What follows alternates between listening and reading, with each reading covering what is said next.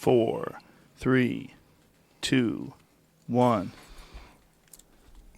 Mr. Page, how are you? I never had a bad day in my life. Ever? Oh, I've had plenty of bad moments. Bad moments, but you recovered. Yeah, to me, it's all your state of mind, period. And I don't stay there. If I go down, I get back up. If you're going to chew that, people are going to go fucking crazy. I put one of those in my mouth the other day, and I got like 150 comments because I had a sore throat. Well, I got the throat coat. Coat. Yeah. Listen, man, first of all, I love what you're doing. I really do. I think it's fantastic, and I'm a big fan of yoga and what you've done for not just what you've done is made yoga available to people that thought that yoga was for chicks. Right. Now it's really funny you say that because how it started, it was yoga for regular people, regular guys. Yeah, and it made it for guys. People think of yoga as being something that like you have to be into, you got to be all namaste. Right. And you hear Dallas Diamond Page. What the fuck? Or Diamond Dallas Page. Either one. But you're this giant pro wrestler guy. Like you're into yoga and you're really, really into it. I mean, you've got your own system of yoga. I mean, this is for something that I think is like very important for body maintenance and for keeping your spine healthy and mobility, which is one of the things that a lot of us ignore, especially big guys who like to lift weights and do a lot of crazy shit. I was a meathead. You gotta understand, Joe. I'm the guy who wouldn't be caught dead doing yoga the first 42 years of my life. But I didn't start wrestling until I was 35. Really? Really. And my career didn't take off until I was 40. How old are you now? 62. Dude, if you folks saw what he just did with no warm up, bent over, grabbed your ankles, fully flattened your body out, pressed your body up against your thighs with no warm up, then he picks his ankle up and fully extends his leg over his head. I mean, that is incredibly impressive for a 20-year-old person. Well, it's all about staying ahead of it. It's all about owning it. Going back to just my career. I mean, my career took off in 96, which was, I was 40 years old. 97 and 98, man, I was on top of the world. Wrestling 270 days a year, every year. And then I did The Tonight Show, Hollywood Squares, a movie called First Daughter was my first movie I did. So, I mean, I was probably working 320 days a year. And the wear and tear on your body after a while, like, boom. I took a power slam or a power bomb from Kevin Nash. Kevin's legit 6'10", long way down. And it wasn't that bump that blew my back out. It was all of it. And being almost 43 years old. And when I ruptured my L4 and L5, and we have this amazing vertebrae that is what allows us to do all this crazy shit that we do. What really allows us is those shock absorbers, those discs in between the vertebrae. Well, think of a jelly donut and slap that jelly donut, and now there's nothing there. So I have no discs in between my L4 or L5. I was told by 3 different spine specialists, you're never going to wrestle again. I just signed a multi-million-dollar 3-year deal. So the guy who wouldn't be caught dead doing yoga would do anything to get back in a ring. And I was married at the time, and she kind of bullied me into it. And once I started doing it, Joe, just like I started to feel a difference. And I started thinking, wow. Now, did you talk to any doctors that wanted to replace your discs or fuse your discs? 2 wanted to fuse them, 1 didn't. And his thing What year was this? 1999. So there wasn't any of those spacers that they have now? No, didn't have any of that. Titanium discs? Didn't have any of that. And his whole thing was, if we do fuse you and you go back, you will be crippled because you won't recover from that. So again, going to do yoga, and I started doing Bryan Kest. Have you ever taken one of Bryan Kest classes here in L.A.? No. He's amazing. What kind of yoga is that? Power yoga. He's the guy who's kind of put power yoga on the map. And he made me feel like, okay, that dude's cool. And then today he's a buddy of mine, But at the time I was just doing his VHS tapes. But for what I wanted, it wasn't giving me everything. So what I did, I've rehabbed both shoulder surgeries, both knee surgeries, and I'm kind of like God-given gift of figuring out how to heal myself. I'm the first guy in professional wrestling to ever ice his body by almost a decade, 8 years before they would start doing that. You mean like ice baths? Like ice getting in a your tub? shoulders, ice your Ice knees, ice everything. your back. Inflammation, take it down. Right. I just got that. How'd you figure that out? Just different reading on different, people and how they healed themselves and what people were saying. And what I found that a lot of people don't want to put the extra work in. And they could be the hardest workers ever, but they won't go that extra mile just to go get a bag of ice, Right. fill it up, put it on your knees, put an ace bandage around it. You can go wherever you want. Well, it's also like part of the culture of tough guys, right? Right. Like they don't give a fuck. Let's Right. just go get a beer and have some food, right? Steve Austin. There's a little bit of that, right? There's something about the same type of guy that's so tough they could work 300 days a year is Right. also the same type of guy that's going to go, I'll fucking just deal with it. And Steve, me and Austin, when I broke in, I was like 35 and a half. He's 26. And Austin was always way ahead of the curve as far as talent. But he wouldn't, he was like, what are you doing, kid? Why you got those ice bags? So back then we were drinking in beers. Not that it's right to do, but back then we were. And he would put the beers on my ice bags in between my ace bandages to keep his beers cold. True story. So, the bottom line is I started to mix the rehabilitation techniques with the yoga positions. Then I threw in old school calisthenics like push-ups, squats, crunches, and I did them with a slow burn movement because I had to. And in the beginning, I had to do them on my knees. So When you say slow burn movement, this is what you were just showing me before we started the podcast. Yeah, time where you're under into tension. a lot of dynamic tension exercises. Exactly. Which is a lot of what Bruce Lee was into. He's Exactly. into a lot of that stuff. Go look at Bruce Lee. Did he ever have an ounce of fat on him? I don't know what he ate, but You know what I mean? The guy was shredded, but Yeah.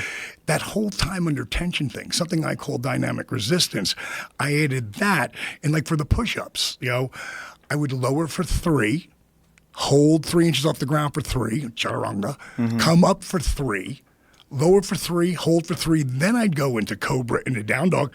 And in the beginning, I had to do them on my knees. But then I built that strength to get off my knees. And then 3-second push-ups became 5. 5 became 10. 10 became sets of 10. If you go to my DDP Yoga Facebook, you'll see a video up there of me doing on my 62nd birthday, well, actually 2 days after, 10 10-second push-ups at 62. So my core strength is at a different level. I don't lift weights anymore. I haven't really for 10 years because I really don't need it, and I don't need a size. I like being like 230.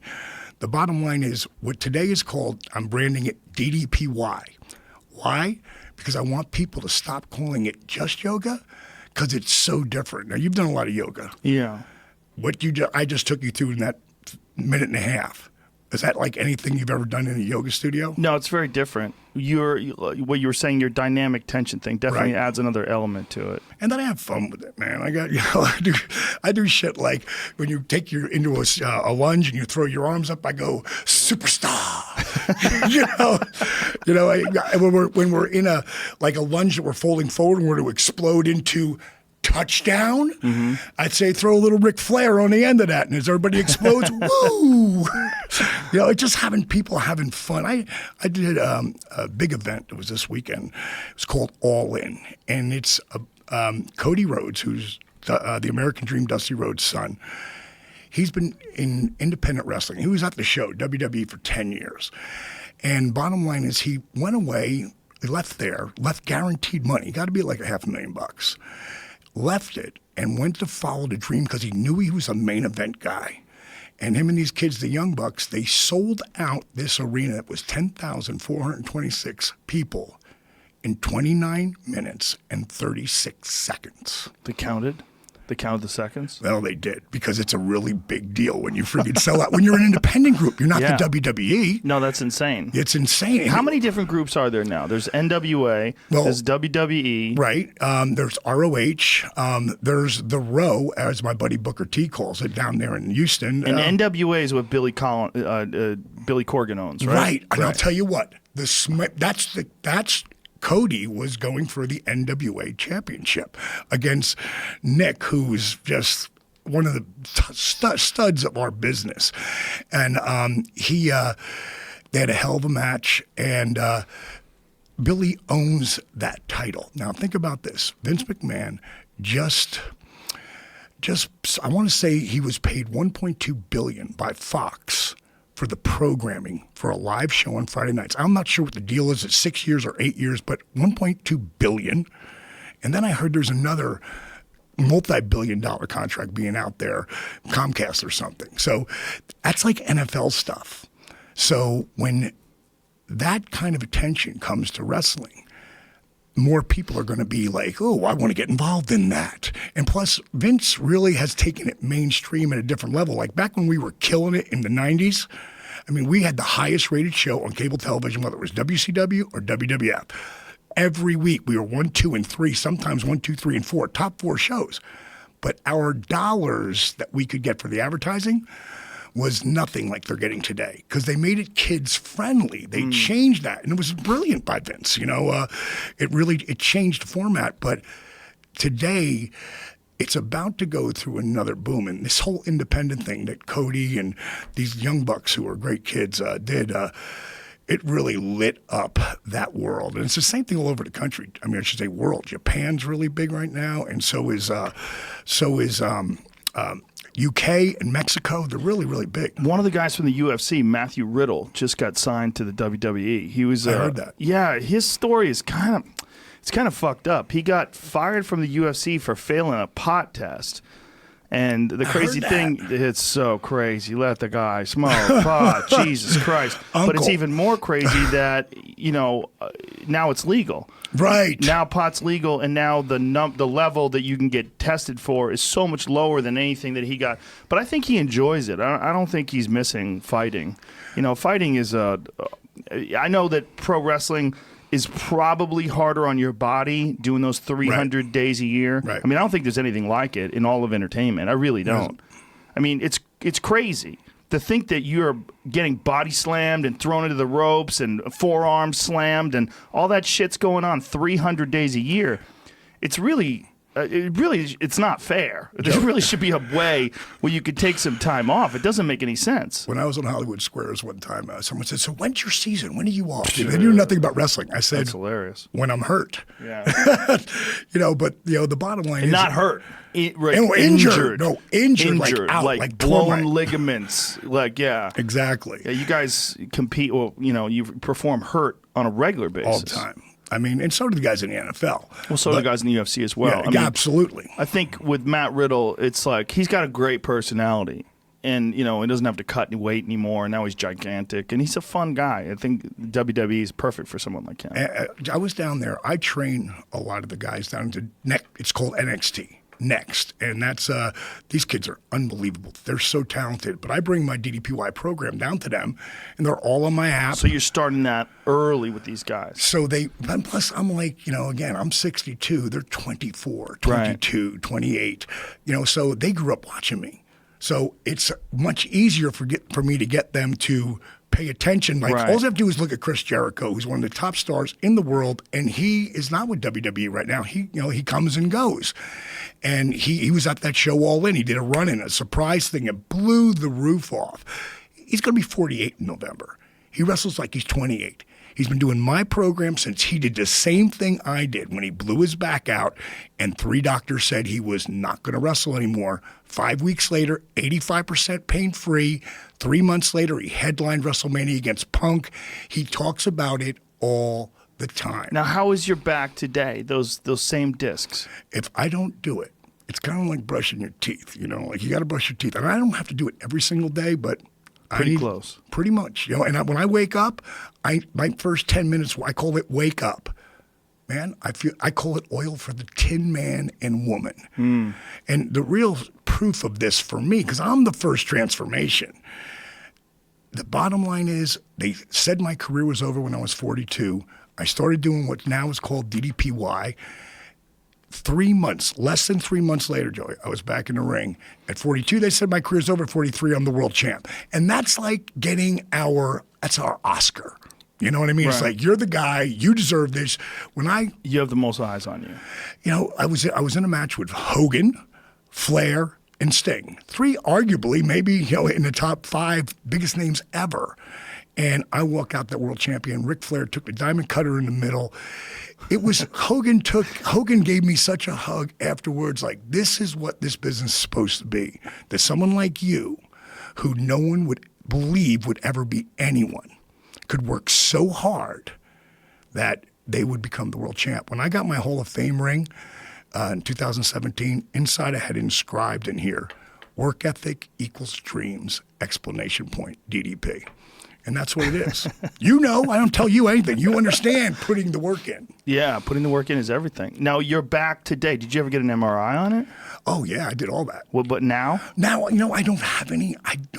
If I don't do it, if I'm on too many planes, trains, and automobiles, right, you know, then I'm going to get released. But I know what to do. Like, I'd say to my wife, and I swear to God, because every morning I do, I roll out of bed some nights and you feel like you get hit by a truck. You know what I mean? Sleeping's the worst thing for me because I get in those positions that I don't know I'm in. And when I wake up, I'm like, oh, God. Yeah, you'll knot it up. But as soon as I do, within 8 minutes, I feel like a completely different person because I know what to do. So your disc, though, was completely gone? No, they're gone. It was literally bone on bone. And is it still like that? Yeah, but this is something I'm trying to tell you, Joe, which makes what I'm doing different than regular yoga. Not just I always say most yogis are very namaste. DDPY, way more TNA. And I meant TNA in the beginning. But what I mean today is tone and attitude. Because it's an attitude, it's a You switched tone. it up. You kept the same letters. Yes, I like how you it did worked. That. It worked like that. But you know, it's just it for me. It's, as you know, this repetition is the mother of learning. Right. The more you do something, the more you own it. And on that clip, I want to show you something I brought with me because I've been waiting for your show to release this. I've got a new book coming out. Ooh. And no one's seen this cover yet. Oh. And it is called premiere. Yeah, it's premiere. And I'm doing something I don't think anybody has ever really done this. Now, this isn't the book itself. This is just the cover.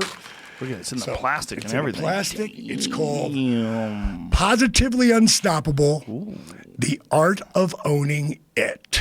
Ooh, I like it. What is it? It's whatever the fuck you want it to be. Check that out. Diamond Dallas Page, bitches. Respect. Look at that. That's beautiful. Mick Foley wrote the funniest, most entertaining forward. I want to get that guy on. That guy's hilarious. I get that happening in a heartbeat. He's friends with my friend Tony Hinchcliffe, who's a giant pro wrestling fan, and it's given me so much grief because Tony's such a fan. I've made fun of wrestling because Tony's a fan. Then people get mad at me. Right. Tony is such a dork for it. They do this podcast at the Comedy Store. Right. Where they do. What do they call it? The four. No. What is it? Not the Four Horsemen. No. They have a wrestling podcast that I was just on 2 weeks ago. Store Horsemen? The Store Horsemen. So these comics from the Comedy Store are gigantic pro wrestling fans. Right. I want to do that show. Tell them. All right, I'll set it up. I'll set it up. And they do like simulcasts. Like, so while like if WrestleMania is going on, they'll do a view we do a thing for the UFC sometimes called a Fight Companion. Sure. While the fights are going on, we'll get a bunch of guys in here, drink beers, and talk shit. Right. Beautiful. They do that. I love that shit. They do that while WrestleMania is going on. Right. So it's on that note, Jake the Snake Roberts is he's working a deal right now with Hooters and in Vegas, and they're talking about giving him a room, and he will do might be Monday Night Raw. Somebody contacted me about him as well. Someone from his organization contacted me, and you helped him. Yes. Yeah. And I saw some sort of a program on television where it was detailing you helping him get clean and you getting him involved in yoga. What you're doing is really fucking awesome because you're exposing something that I think should be. It just should be something that everybody does. I just really think that all athletes, all people, I think yoga is a life staple. I really do. No, I do, dude. When I got through with wrestling, I could have easily stepped into that yoga community and went the whole namaste route. But that's not who I am. Right. And I know that the yoga people, they get it. They don't need me. The people who need me is all those people that literally that have nobody and they don't have any direction. Did you see the disabled veteran that I helped? No, I did not. I got to show you. First of all, I'm just amazed that you could do what you do with no discs. I don't understand that, because everybody Me that too. I know that has had no discs has had like serious muscle atrophy. And Well, because they didn't figure it out. Like, I had to figure it out. what did you figure out though? What did you do differently? I love that shirt, by the way. Oh, this Ego is- kills talent. Yeah, right? What a fucking great shirt. Where'd you get that? That's my buddy Josh who brought me in. He's got a line called Beverly Kills. That's a great shirt. That's such a good point. Does it really Yeah. make the point? I mean, that's Yeah. why I wore it, because I knew you would love it, and I love the shirt. I wear it all the time. He's got a couple of them that are really Great cool. shirt. Where cool can someone saying. get that if they wanted to buy that? I think it's BeverlyKills.com. I'm pretty sure. So this is Arthur Borman. This is disabled veteran. This is what DDP yoga is, or DDPY. Is there Is there a link for this where Jamie could get a hold of it? Oh, absolutely. And he could put it on the YouTube? Absolutely. If you go to ddpyoga.com, He's in there? at the bottom of ddpyoga.com is the video of Arthur. So let me show you this now. Show Jamie the image of him so he could look for it on your website. Yeah, if you go all the way to the bottom of ddpyoga.com, it'll be sitting at the bottom. And what was wrong with Arthur? Okay, let me just tell you the backstory. Okay. This is crazy. Anyone who got my program 11 years ago, it was just workouts, period. And it was 3 different levels. And this first one was called 50 plus. It's kind of like what I'm doing today where I'm helping people who are really disabled. And So okay, here there he he is is. right there. You want to watch it? Sure. Hey, let's watch it. Okay, can we play this on YouTube? Yeah, start All right, from we'll the play beginning. this. Start from the 15 beginning. This years. is awesome. Doctor told me would never walk unassisted again, it says. So for the people just listening, it says, for 15 years, doctors told me I would never walk unassisted again. And we're seeing this gentleman with those crutches, those cane things on his forearms. I accepted this as fact. I was a 47-year-old disabled veteran, and I had basically given up.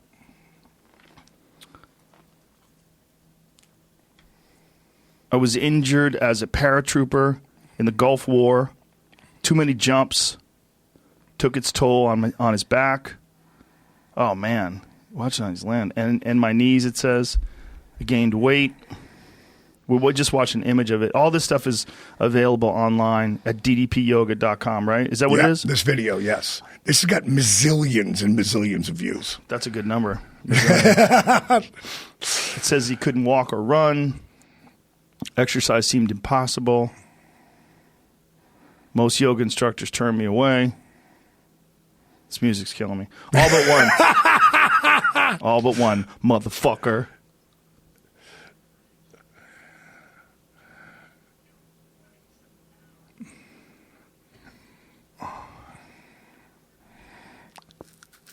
It says he didn't know me, but he believed in me when no one else did. How long is this video? I feel like we might 4 have minutes. The payoff is worth Look it, at brother. this. Oh, look at him doing it here. And See, we're I was watching using him. a chair. Yeah, That's to what- hold on to for balance. Well, to get up, get down. Like, It says I fell many times. Yeah, but I got back up. it's all about getting back up, right? This is very impressive. Just watching him do what he's doing here. This guy's got heart. You know, it's the attitude to do something, even though it's difficult and in pain, is so damn important. It is so important. People have to force themselves to do something, and this guy is one of the best examples of that you're ever going to see. I mean, who had a better excuse to give up than this guy? Wow, look at all this weight he's lost. This is crazy. He's a teacher in Baltimore. He's lost a shitload of weight. It looks like he's lost like 8 inches off of his belly. At least. It says, I started to believe that it could happen. So in this progress thing, you're seeing him trying to walk without his canes and falling down. Flat on his face. Yeah. Starting to build his core strength. This is crazy. He's getting ready to do handstands now. Oh, my God. This guy crashes into a fucking china cabinet. I love it. He's going to kill the cat. Get out of there, cat. He just said, just because I can't do it today doesn't mean I won't be able to do it someday. Yeah, look at him here, man. Full push-ups. Wow, walking with one cane now. That's incredible. What a difference in his posture and everything. Look how much weight he's lost. And how often was he doing it? Every day? Every day. Sometimes twice a day. So remember the pictures I showed you, right? Check this out. Couldn't stand on 2 legs. Now he's standing on one and holding his foot up in the air. That is insane. Look how slim he got. Holy shit. He lost 100 pounds in 6 months. And he's holding that cat. That cat's going to die. I told that cat, get out of there. But more important, holy shit. He's running. That is insane. He's not just walking, he's running. Sprinting. Holy shit. That is incredible. That really is incredible. Wow. Look how fucking slim he is. That is really amazing. Never. What is the name of, it says never give up. What is the name of this video so people can find it? Never give up. If you go to ddpyoga.com, it's right at the bottom. Oh, look at him. Look at the difference in him. He looks like he's 10 years younger. Lost 140 pounds in 10 months. Holy shit. Wait. Whoa. That is crazy. Standing on his head. That is crazy. That is crazy. That's so amazing, man. I'm going to show you a picture that no one's seen this. I'm saving this for a TED Talk that I'm going to do. And they've been asking me a couple times to do it, and I just wasn't ready, but now I am. I'm waiting. Eventually, they're going to get a hold of me again, and I'm going to do it. And I'm going to base it around anything I'm crying, possible. man. It did choke you up, right? It did. I told you it was a payoff. I mean, like, strong. And my business partner, Steve Yu, put that together. And I literally did it with his son originally, and it was pretty good. But Steve just took it. Like, he's the same guy who directed The Resurrection of Jake the Snake. So let me finish with him. In 10 months, he lost the 140 pounds. But fuck the weight, because this is not about weight loss. It's just an awesome side effect. And think about that. With my shit, you can lose weight, but you know you can't out-train a bad diet. Right. So you got to do everything. You got to, more than anything, change your mindset, which is what Positively Unstoppable is all about. Changing your mindset and owning that inner voice, the story you tell yourself. Yes. So Arthur lost 140 pounds. More importantly, lost some knee braces, back brace, and canes. Lost the knee brace. No more knee braces. No more knee braces. How did he do that? Well, let me finish. Because knee braces and canes, not just to walk, but run. But this is what the program is really about. At 1 year, he's 5'6". Took a picture of his 6'2" son. That's insane. Standing on his back while he's doing a push-up in 1 year. 1 year. That's great. Imagine if you didn't see him for a year. Hey, man, let's go have lunch. I haven't seen you in a long time. Like, who the fuck are you? Where's Arthur? And that's really, like, it was crazy because, again, anybody who got my program 11 years ago, personally, there was no one else but me. I would send them an email saying, hey, man, I'm not trying to sell you anything. You already bought the program, and I want to say thank you, and I got a couple questions. If you would answer them, I'd appreciate it. His answers were so good that I wrote them back, and I'd never written anybody like directly that I didn't know at this time. And I wrote him back, and I said, sounds like you need some help, bro. I said, what's your story? Cliff notes, disabled veteran, morbidly obese, relegated to thinking of himself as a piece of furniture. So I say, send me some pictures so I can see what I was working with. And those are the pictures, those first two with the canes. And I was like, fuck, man, I don't know how I can help him because not so much the knee braces. Hell, I wore knee braces my whole career. I didn't realize it was strapped to a back brace, and his wife, 20 minutes every morning, got to put on the sleeve, put on the brace, because he can't even bend over enough to do it. And so she puts them all together. 20 minutes later, he's going to the bathroom with his canes. So I sent him this food plan, which is like my phase 3 eating plan, is for health. But I got it from a guy named Dr. Fred Bishey. And at the time, Fred was 78, could still run 20 miles on the beach in the deep sand with my brother. Like, that's his mentor. He helped people with cancer and all sorts of shit. This guy's like, he's just a different level of walking the talk. So you have a food plan as well as an exercise plan. Everything. Now what kind of food you got him eating? Well, this is what I like to do. Let's go back to what God created. Shit that's not genetically modified. all right?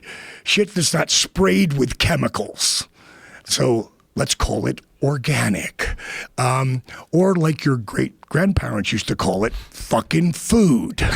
Like, is everything. Go to Italy. Go to France. Yeah. They don't have to say, can I have the organic vegetables? They go, No. what? Yeah. Like, everything's fucking organic here, bozo. Yeah. You know, like, that's the way it's supposed to be. I mean, when you look at just the obesity, heart disease, cancer, diabetes, autism, like, how is it through the roof? How are there 400-pound guys everywhere? 25 years ago, that didn't happen. Right. You know, and then they changed everything. And as far as I'm concerned, there's 3 reasons why it could have happened. And because I don't know, I'm not a scientist, I'm a fucking wrestler. But I know when I get people to eat what God created and stuff that's not genetically modified, I found that they get out of pain. And that's what I did with Jake and Scott. You know, Razor Ramon also moved into my house. And when you get a chance to watch, before you have Jake come on, definitely watch a Resurrection of Jake the Snake, because I can set you up with that too. But Jake, I got him eating real food, and Scott Hall, a.k.a. Razor Ramon, eating real food. And within 2 weeks, they're already going to start getting out of pain. That's why I eat the way I eat, because I don't want to feel like I'm 82. I want to feel like I'm 42 at 62. Now, when you talk about your food plan, like, are you giving them specific portions and what to eat? Like, how do you set it up? On the app, which right now...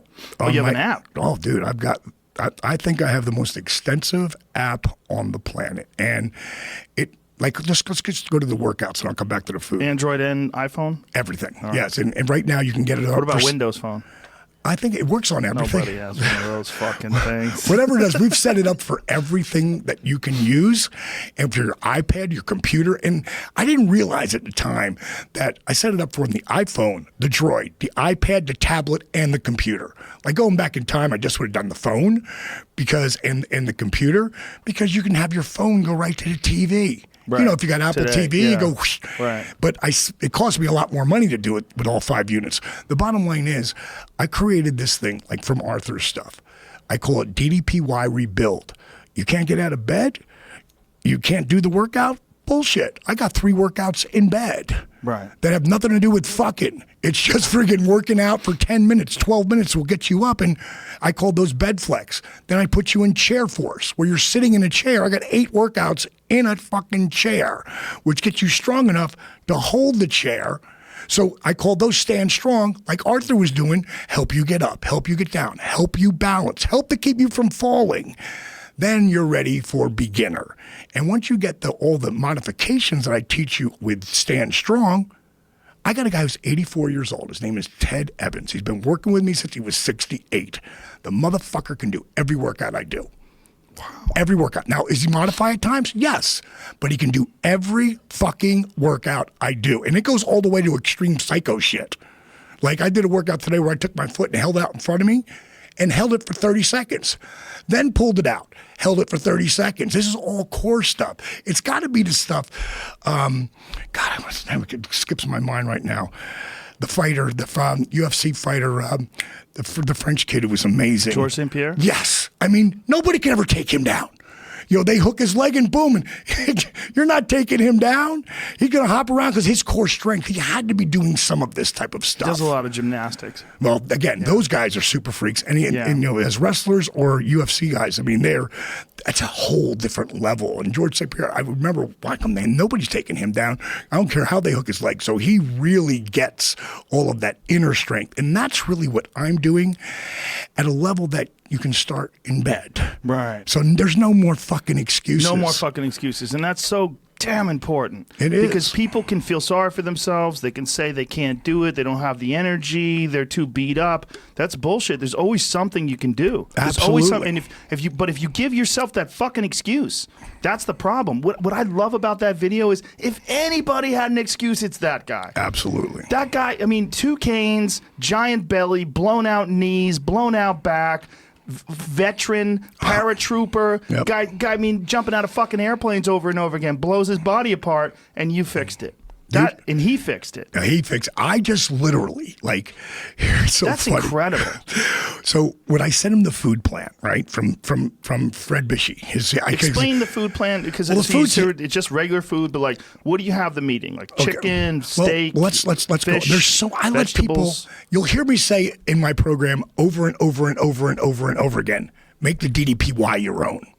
Like, and I explained to Arthur when I called him. Well, here's what happened. So, I sent him the food plan. Let me say it. And if he writes me back, I think I can do it. I'll give it a try. You go crazy. No, I go, hey, awesome. Keep me posted. But he said 4 words, or he wrote 4 words. I can do this. I said, give me your number right now. And I called the motherfucker up. If you say you can and you say you can't, you're right. You know that. If you say you can or you say you can't. You're right. Right. Do you know who said that originally? Who? Henry Ford. He was right. Yeah, and I always say, but what the fuck did he ever do? What the fuck did he ever do? But when he said I can do it, I said, give me your number. So I called him. And I said, we talked for about an hour. 2 weeks later, he calls me back. The main thing I talked to him in that conversation, which is, again, what Positively Unstoppable is all about, as important as the workout is, as important as the eating plan is, that's 10% of the equation. The 90% is right between your ears, right here, that 6-inch piece of real estate, the story you tell yourself. And I said, if you can really just get past that story and start telling yourself a different story. An example would be when I went up for my Hall of Fame induction speech in front of 20,000 people and millions of people on USA and on the WWE network, which is only $9.99, by the way. It's like a rib. Bottom line is that I wasn't in the back going, oh God, I hope I don't fuck this up. Oh God, what if I forget what I was going to say? Oh God, this sucks. Man, what if I fuck up? I wasn't saying that. I was saying this is going to be the best thing I've ever done. I'm going to blow people away. I'm going to make them laugh. I'm going to make them cry. I'm going to inspire them. And that was my inner voice. I went out there and did the best thing I've ever done. Like, it's the best thing I've ever done. But it's about that story that you tell yourself. And you get all this shit. And that's why people listen to you, because they need to be reminded it over and over and over again, The way you think about things is so important. It's so important. It's almost more important than the facts. You're right.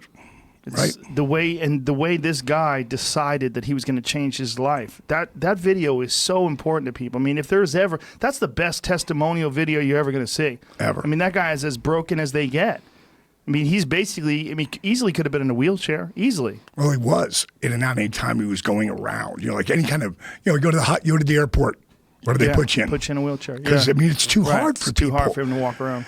And again, going back to eating, so back to the food. So what do you get him eating? Well, again, make the GDPY your own. You can do paleo if you want to do paleo. You can do this keto diet, whatever you're doing with that. I try to say, if you're early on and you're young, I encourage them to do calorie counting. Calories in, calories out. But a lot of people, that doesn't work for anymore. So what I get them to do is go gluten and dairy free. And really, I start them with gluten free. If you can go and people go, oh, gluten free. All I know is the people I work with get out of pain. I'm one of them. So I don't give a fuck if you eat gluten or not. I don't care. I'm not the gluten fucking Nazis. I'm fucking like, hey, do what the fuck you want to do. But this is what I do. This is what him and her do. And look at them. And it helps drop weight. It's about inflammation in your body. Right. Go back to icing your body. Sugar, which we're all addicts for. I try to get them to cut down as much as they can. Some people quit completely, which blows my mind, which tells me they really have that substance. My friend Stacey Morris, who lost 180 pounds in 18 months, she's actually on the cover of Women's Day right now, that big magazine for Women's Day, of her transformation. She wrote a book on it, like something comfort, eating comfort or family comfort. You can catch it up on my site. It's up there. But she wrote this book about eating without sugar. Mm-hmm. And that's like, I'm not telling anybody to do that because I can't do that. You're right, because I don't want to. I want to still eat the sugar. I just don't eat as much. But you're just not being a glutton about it. And I'm eating good sugars. Right. Like the honey that I'm putting in this gimmick is organic honey. So the food part for the inflammation would be the sugar, dairy, and wheat. and gluten. Get those out of your body. I challenge you. Have you ever gone gluten-free or tried it? No, I have. And how much better did you feel? Feel really good. Look, I'm basically gluten-free all the time, except for I take cheat days. Oh, sure. I'll take a cheat day and I'll have a bowl of pasta. But for the most part, I rarely eat bread and I rarely eat anything, pasta or anything with wheat. Well, let me give you this. 2.5 weeks. Let me give you an alternative. I love pasta. I mean, I'm an Irish, German, Dutch kid, but all my best friends were Genta, Cafaro, Rossi. I mean, all my buddies were all Goombas, and so I love Italian food. I fucking love it. So there's a company called Tinkiata that has the best pasta I've ever had. And it's a brown rice pasta. So there's always a substitute. When you get that out of your body, in 2.5, 3 weeks, it's a different level, Joe. Like you feel better, but it's got to get out of your body. And then if you put it back in, here and there, you're going to feel it, but it's going to go way quicker because it doesn't have all that shit stored in your body. Well, it also reminds me how shitty I feel after I eat it. When I do eat a pizza, I just I'm laying on the couch like a lead weight's in my stomach. But what I substituted it with is spaghetti squash. I love spaghetti squash. That is awesome choice. Spaghetti squash with some garlic and marinara sauce. It's fantastic. And that's one of our guilt-free. That's one of our recipes. Like the way our app is set up, our DDP Yoga Now app, and like I said, anybody wants to try it, fuck it, costs you nothing. Go try it for 7 days. You like it? Like it. Not get out of it. I don't give a fuck. So I don't. I only want people who want to put the work in. Some people will say to me, well, how much do I have to do it? I say you don't. You don't have to do anything. Don't fucking do it. Yeah. I don't want you to do it. Right. I want you to own it and really do it or not. Right. And I'll try to inspire you because every Monday I've got Motivational Mondays on the app. Every Monday I'm doing another story about something I saw and I'm bringing it to you. It could be 3 minutes, it could be 8 minutes, but it's going to get you. Is it a video on the app? Is that what it is? Yes, it's one. There's 150 of them up there because I've been doing it for 2.5 years. Wow. And then there's every week we have a new recipe come out, and I'm not just going to tell you what's in it and how to make it. I'm going to fucking show you how to make it because we got it in our DDP Yoga Performance Center, which is in Smyrna, Georgia. Which, by the way, every first time you come in there, it's free. Name me another fucking gym or something like that does that. How far is that from Dallas? Or from Atlanta, rather? Well, it's literally 20 minutes from the heart of Atlanta. I mean, it's one of the suburbs. Next time I'm in Atlanta, when I'm doing a gig, I'm going to stop in. Dude, no, you're going to stay. You're going to stay. I just bought a crib that literally one of my buddies, Titus, who's from the WWE, is coming in on Tuesday to train with me. I got a hyperbaric chamber now. Whoa. Yes, 12 PSI. I got a cryo system in my house. What about float tanks? I don't have that yet. You ever fuck with one? I haven't because I'm kind of going to be. One right here, buddy. I'm kind of scared of that because it's fucking Diamond Dallas Page. What I'm just being honest. You can't be scared. How are you scared? You sounded like the people you're screaming against. No, I do, but I'm being honest, bro. When I first got in the chamber, can I get you in one? Can I get you in one today? You know what? All I need is an hour. Ah! Yes. But you're gonna want to have one in your house. I guarantee you. It's the most relaxing thing ever. Okay, I can easily get out of it. Oh yeah, just push the door open. Okay, cool. Yeah, it's easy, super easy. Only because you inspired me. Right. I mean, you inspired the fuck out of me. Like, thank you. Like this was so crazy. Feelings mutual. Thank you. I appreciate that. I knew we were going to get along like incredibly, but here's what happened. I've been reaching out to different people like Eddie Bravo. He's a buddy of mine. And he just got his disc replaced. Did he really? Yeah, he had a lower back. His disc was so bad he could barely get out of bed. And he had a titanium articulating disc put in his back. He feels way better now. Yeah. And he gained an inch. He's 5'9" now. Which is pretty sweet because of all the technology that they have it's today pretty incredible. That can help that. His discs were all smashed from jiu-jitsu, especially his lower back. I've always said, like, Eddie Bravo, like, he did what... to the jiu-jitsu community, what I've done in the yoga community, just take a totally different path. Right. Like, I don't want to be in the yoga world. I want to be way the fuck over there. I want to be the different guy then. But we were just talking about, what were we talking about right before that? Oh yeah.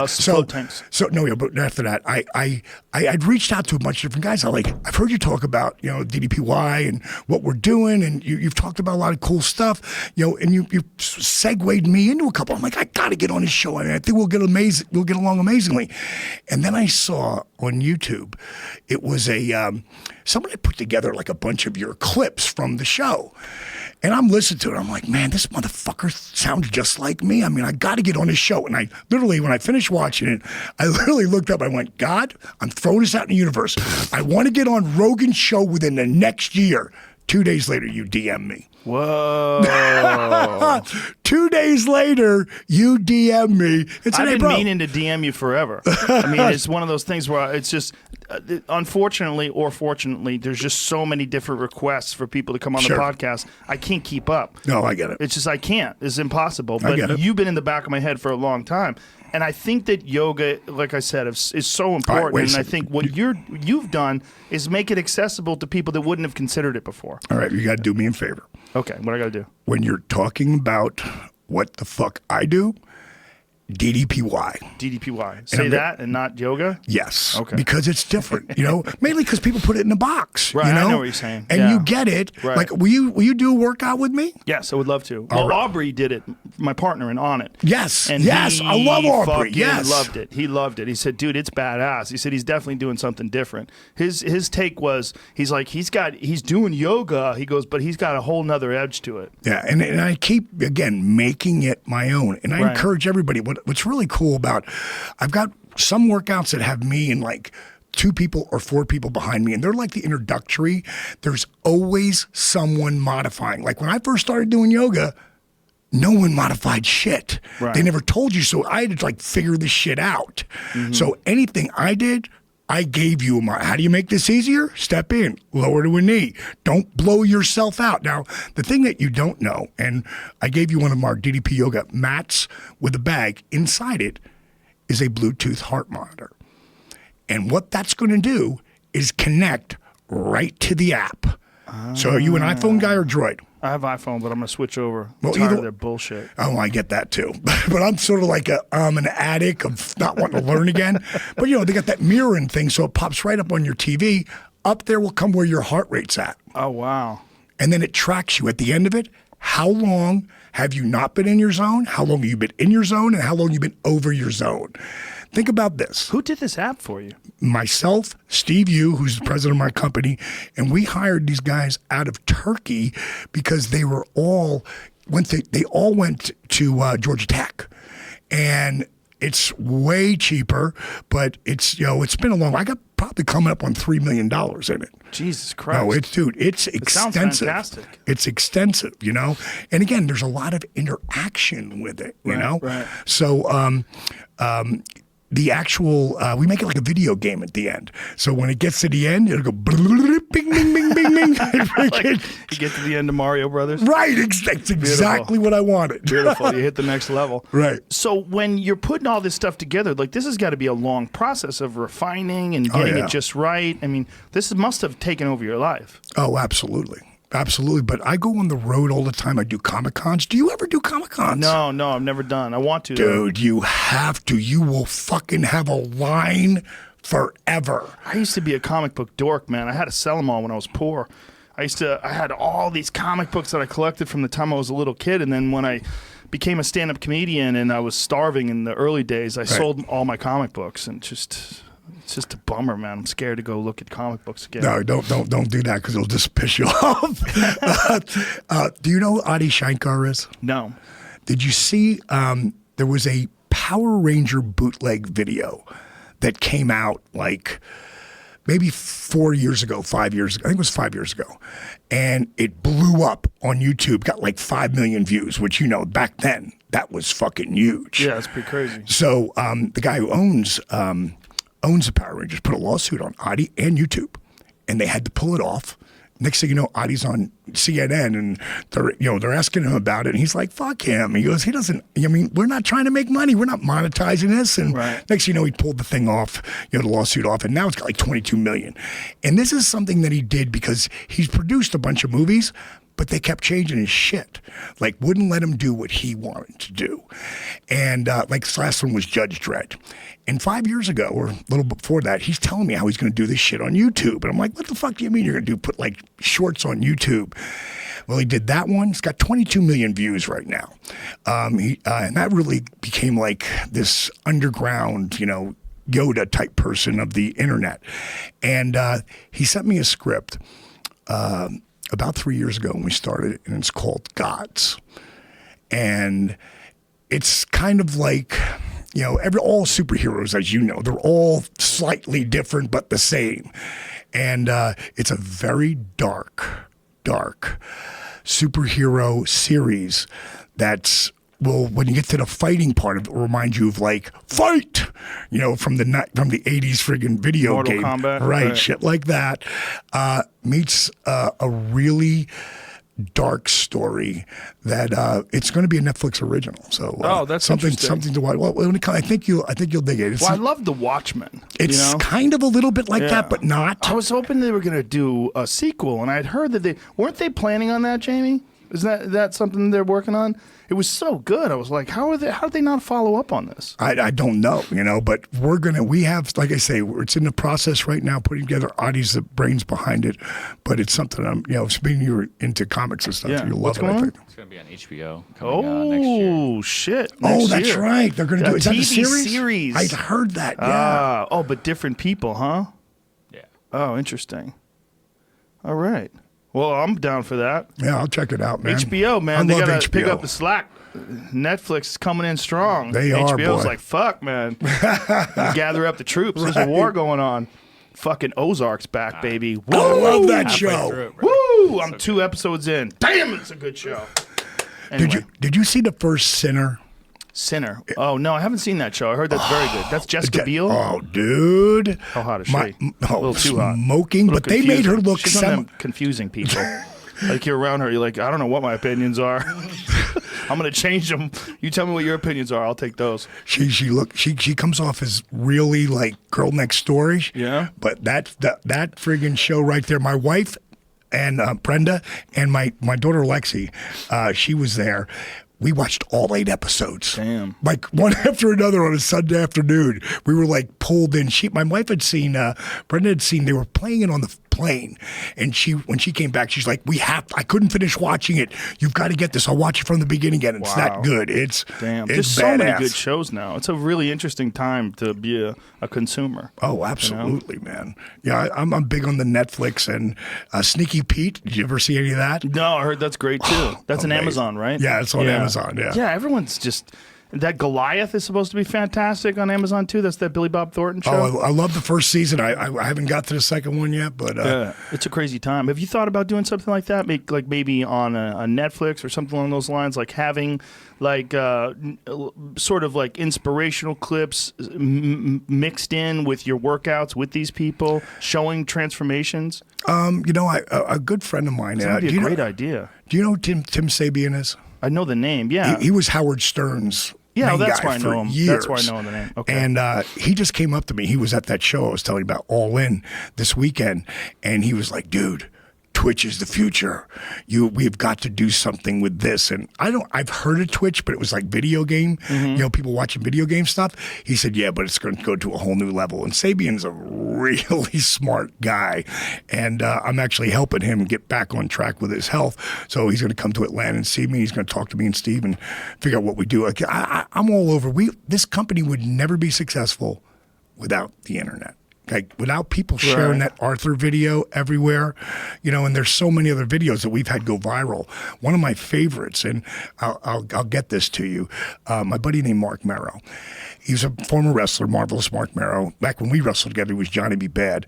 And he changed his name from Johnny to Mark. Well, his real name was Mark. Hiding from chicks. Yeah, well, you know, Johnny B. Bad was bad. He actually was. Actually, Mark Merrow is a 4-time New York Empire State Games boxing champion. Yeah, from back in the day when he was a kid. But he's become this inspirational speaker to kids. I've never seen anybody move kids the way he does. So he was in Atlanta one day, and I sent my crew down there because I got a whole production studio. Like Resurrection, we filmed it, we edited it, we did everything.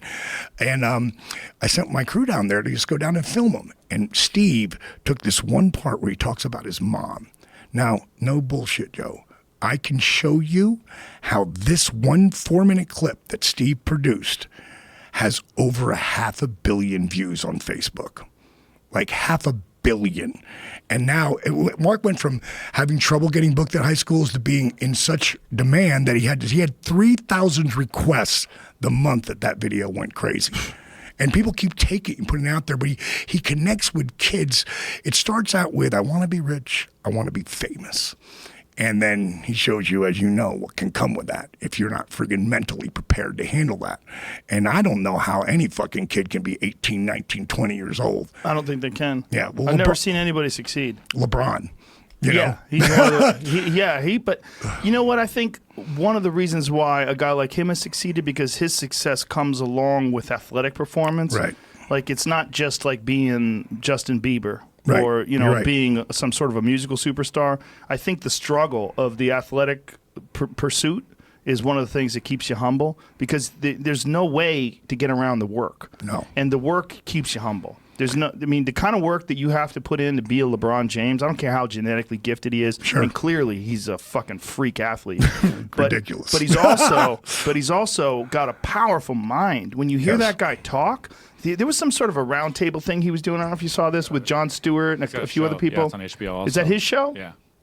When that guy talks, you What go, is it called? What is it? The Barbershop. Okay, I gotta watch that. I love LeBron. When he talks, you go, okay, there's a fucking nuclear furnace burning inside that guy. That's why he's so successful. It's not just him being a freak athlete. It's the mind, his mind. But that hard work and that dedication in his mind is the reason why he's still so good and keeps it together.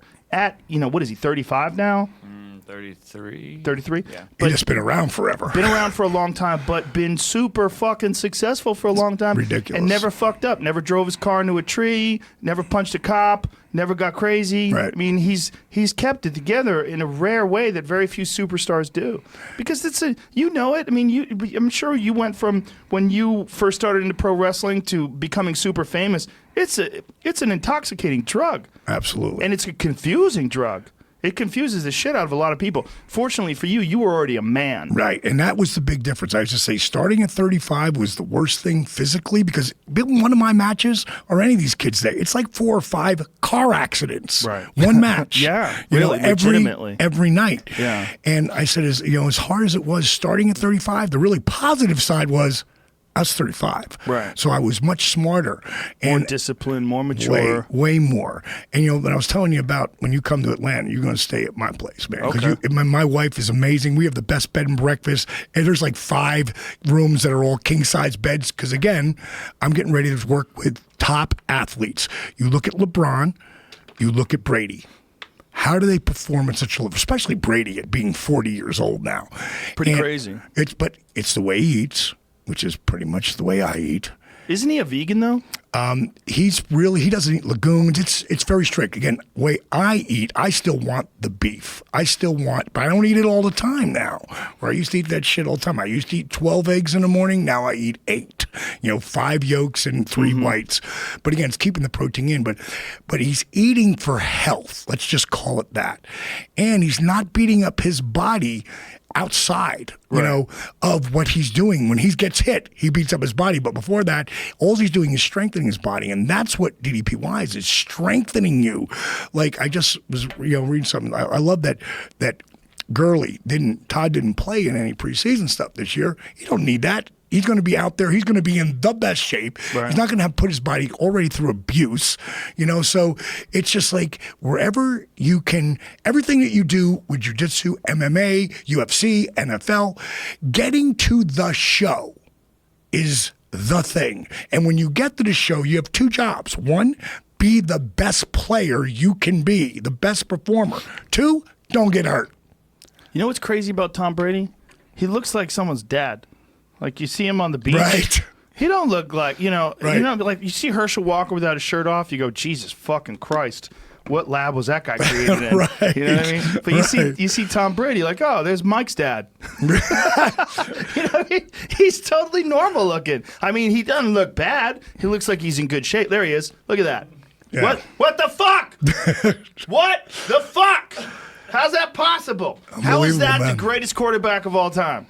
That's Mike's dad. Work ethic. But it's obviously his mind, too. I mean, that's fucking insane. And that guy ain't sucking in his gut for anybody. You could suck his dick. How about that? He's not sucking in his gut. He lets that thing hang out. Look at it.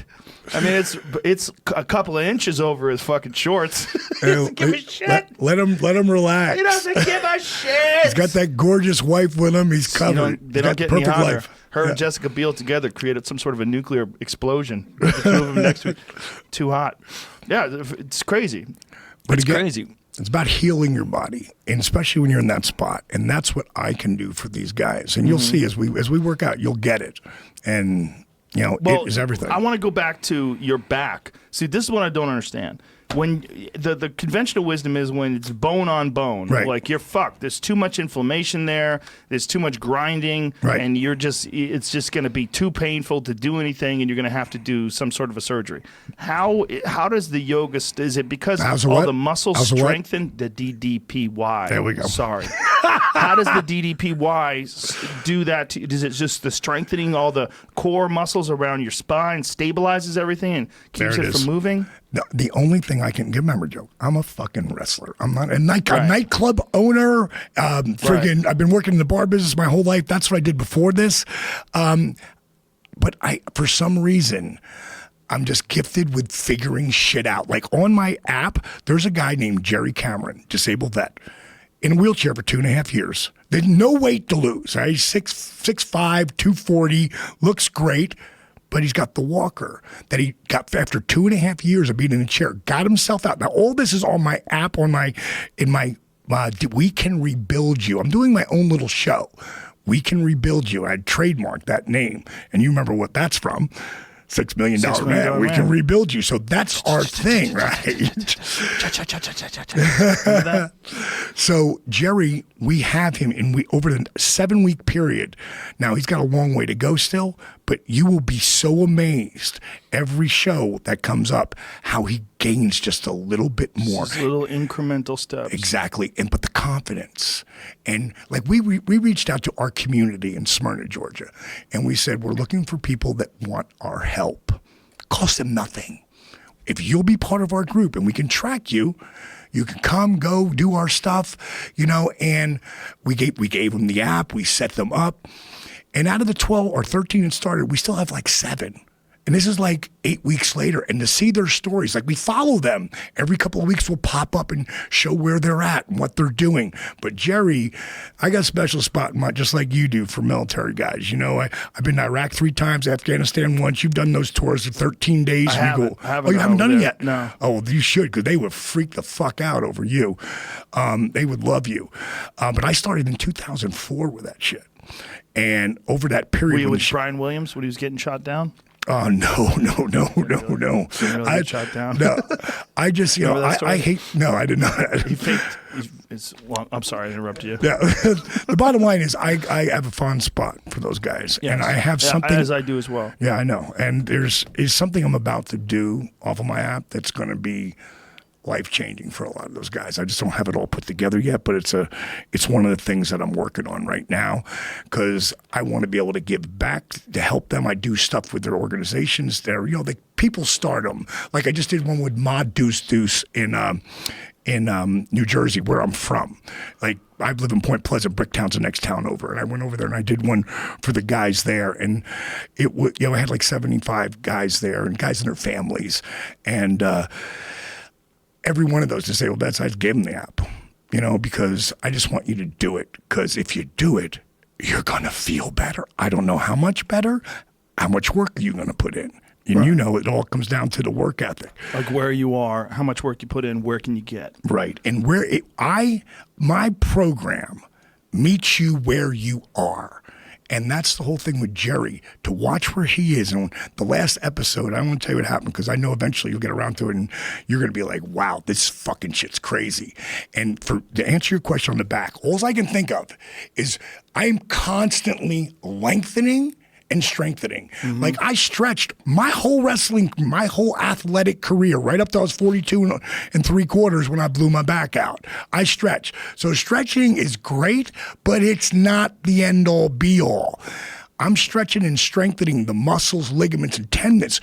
When you use the resistance and the dynamic time under tension, when you do that, it elevates your heart rate. Think about this. You're at laying down, your heart rate's the lowest ever, right? Sit up. What happens? Your heart rate goes up. Stand, walk, jog, sprint. Boom, boom, boom, boom, boom. That's what I'm doing when I had you flex your quads, flex your glutes, grab the ball, open those fingers wide, move with resistance. I'll guarantee you your heart rate, if you started at 80, it went to 105, 115, 120. I can take my heart rate from 90 to 140, 135, like that. And I mean in 2 minutes, standing still. And that's not yoga. That's DDPY. And I've been wearing a heart monitor doing this for over 18 years. So it's more physically intensive. It's more strength. It can be. Like I said, I did 10 10-second push-ups on my 6-second birthday. But you still haven't gotten an MRI done not since the injury. Not since I've done it. So you just figure, fuck it, feels Why? great. Why am I going to pay for that? I just would like to see what it is because I know that it is possible to gain some space. Oh, I believe it has to be there. Well, they've done it with decompression. They've done it with various exercises and things that people do that do lengthen the spine and stretch you out. And I have a bunch of things out back. I'll show you some of the things that people have created to decompress the spine. You know, do you ever use one of those teeter things where you hang from your ankles? One. Yes. Yeah, those help a lot. I literally get out of my the hyperbaric chamber. Let's talk about that for a minute. Yeah, please. What do you know about I've those? never done it, but I've heard amazing things from UFC guys that have fought and had pretty significant injuries, hand breaks, muscle damage, and gotten there and had some pretty rapid recovery because of it. My doctor, she's my endocrinologist, when I told her I was doing it, she goes, "Well, Dallas, I can tell you, I know it can only help you." She goes, "The only story I have about it, because I don't know enough about it," she said, "I had a woman who had radiation therapy, so she had an open wound from her breast cancer, and it wouldn't close for over 2 years. Sent her down to Emory finally, put her in a hyperbaric chamber. 3 months later, 100% healed. Same things happens with people with diabetes." So I had heard like LeBron had it, because I never saw an article on it, but I just heard people talking about it, in different areas, that he had one, Kobe had one. They have them in their house? That's what I heard. I don't know if they do or they don't. Wow. I just heard it. So it got me thinking, and my house that I just left, it's called the Accountability Crib, and I'm about to put this out there everywhere. It's when I moved Jake into my home in Atlanta. I just bought it, and it was all about being accountability. One of my friends, Christina Ann, sent me a list of names. I want to call this something. I put it out there on the internet, and she sent me like 22 names, and one of them is the Accountability Crib. So that's what I call it, DDP's Accountability Crib, and you got to be accountable for everything. And the thing, I love that home, but it was 22 steps, to get to my bedroom, and my knees are bone on bone. So going down was a drag. So I figured, fuck it, I'm going to buy a new home, master on Main, and I'm going to build this, I have this place that I can bring in top-end athletes that want to be healed, So going back to the crib, I'm making that like an Airbnb now, and I'll have like the Jake the Snake Roberts suite, the Razor Ramon suite, the DDP suite, so that'll be pretty cool. That's going to happen next week. This is LeBron getting into his hyperbaric chamber. Okay, great. Up. Why doesn't LeBron shave his head? What's going on with that? Someone explain that. There's so much fuckery going on with his hair. Wow. Okay, that looks a lot, but mine, I would venture to say that he is not at 12 PSI on that thing. And what that means is pounds per square inch. If you're like 10 feet below sea level, that's about 4 pounds per square inch. You get, it just goes up. 20 would be like 8 pounds per square inch. At 12 pounds per square inch, the pressure is there, and it takes like 10 minutes to get up there. Like you're blowing your nose, like, like just getting the air, getting your fix your ears and all that shit. But what happens when you get to 12 psi, now it breaks the brain barrier and the oxygen will go to your brain. So I didn't know any of this shit till I sit next to a guy named Brad Campbell, who's like an angel, this cat. And we just start talking on a plane. And at some point I said, man, how old are you anyway? It sounds like you do a lot of shit. And he says, I'm thinking he looks the max 45, maybe 40. He goes, I'm 57. I go, you're 57. I said, how the fuck do you look like that? He said, I've been living in a hyperbaric chamber for the last 14 years. Oh, he's a weirdo. Keep that guy away from me. Wait a minute. All right. I said, how did that happen? He said, I was diagnosed with MS 22 years ago. Oh, wow. Right. And so I'm like, he's using that to keep the MS in check? He told me that when it gets to 12 psi and it goes to your brain, and this would be layman's terms, okay? Right.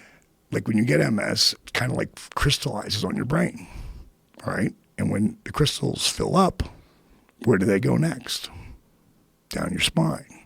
Hence the cane, the walker, the chair. So somebody, I don't know who the person was, who figured out 20 days in a chamber, and it's all about consistency. You do it once or twice, you're going to feel better a little bit. But when you do it like consistent, like 20 days, like they do there, take off 5 days, you do that 4 times, you do your MRI on your brain before you start.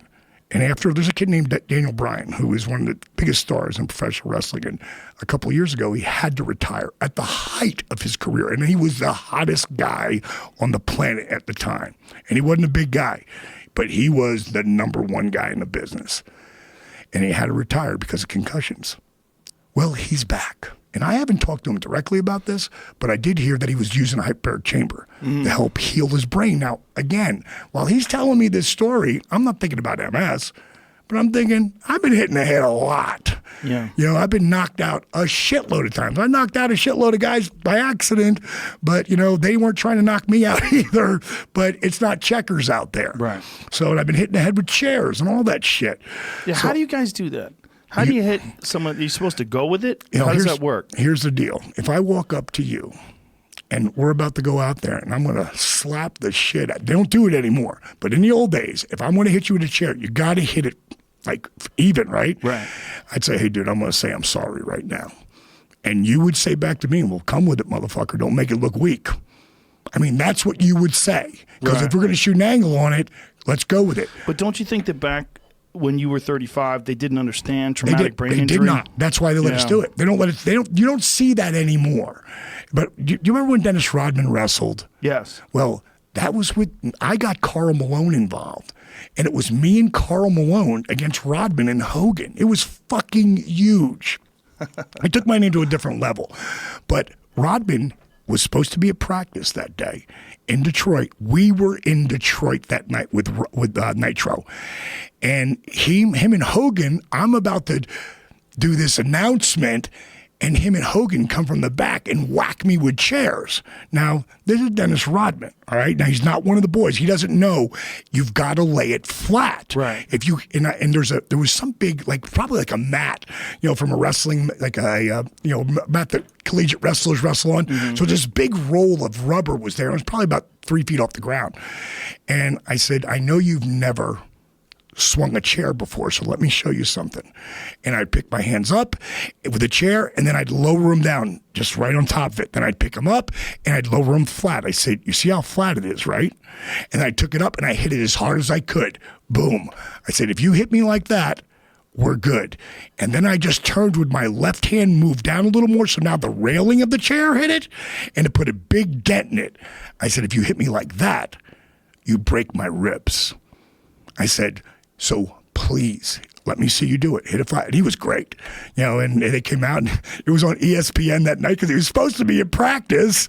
And here he is fucking around with us on shooting the angle on Nitro. So it was pretty cool. But It's all about laying it flat, and then you see how it's not checkers. It's not fucking checkers. One of the most disturbing things I ever saw was Brock Lesnar doing that flip off the top rope and landing on his head. Oh my God! There's not a lot of human beings that would even survive that. And then he goes on to complete the pin.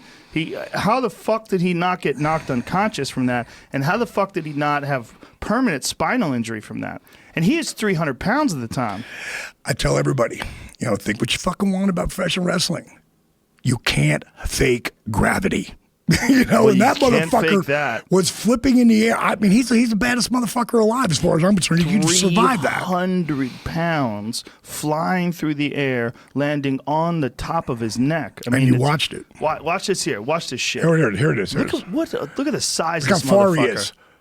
Oh, that is so fucked up. That is so fucked up. Look at him grabbing his head. Oh. I mean, he landed on his fucking head. How is he alive? I don't know. He's not. He missed that so bad. He's cyborg. He's one of the baddest fuckers He alive. literally landed on his head. And this was before. And look at this. And the other baddest motherfucker's right there next to him. Yeah, Kurt Angle, who's also completely fucked up from wrestling. I mean, his arms, both of his arms are completely atrophied because he's had so many spinal surgeries and spinal injuries. His neck is completely fused up. I begged him. An Olympic gold medalist, a legit Olympic gold medalist in wrestling. Broke his neck. Yes. Before. And still won. And again, one of the baddest motherfuckers alive. I mean, but again, this job, which is, I mean, it's obviously, it's work. It's work. It's entertainment. Right. But physically demanding, in terms of physically demanding, crazy. It might be more physically demanding than any sport. It's right up there. The only thing I can think that might be as bad, but they don't do it every day, is bull riding. Oh. That's the only thing. I don't even know if that's a sport. That's just crazy people. It's pretty nutty. I had a friend of mine who has done it, and he had something 8 or 9 shoulder surgeries.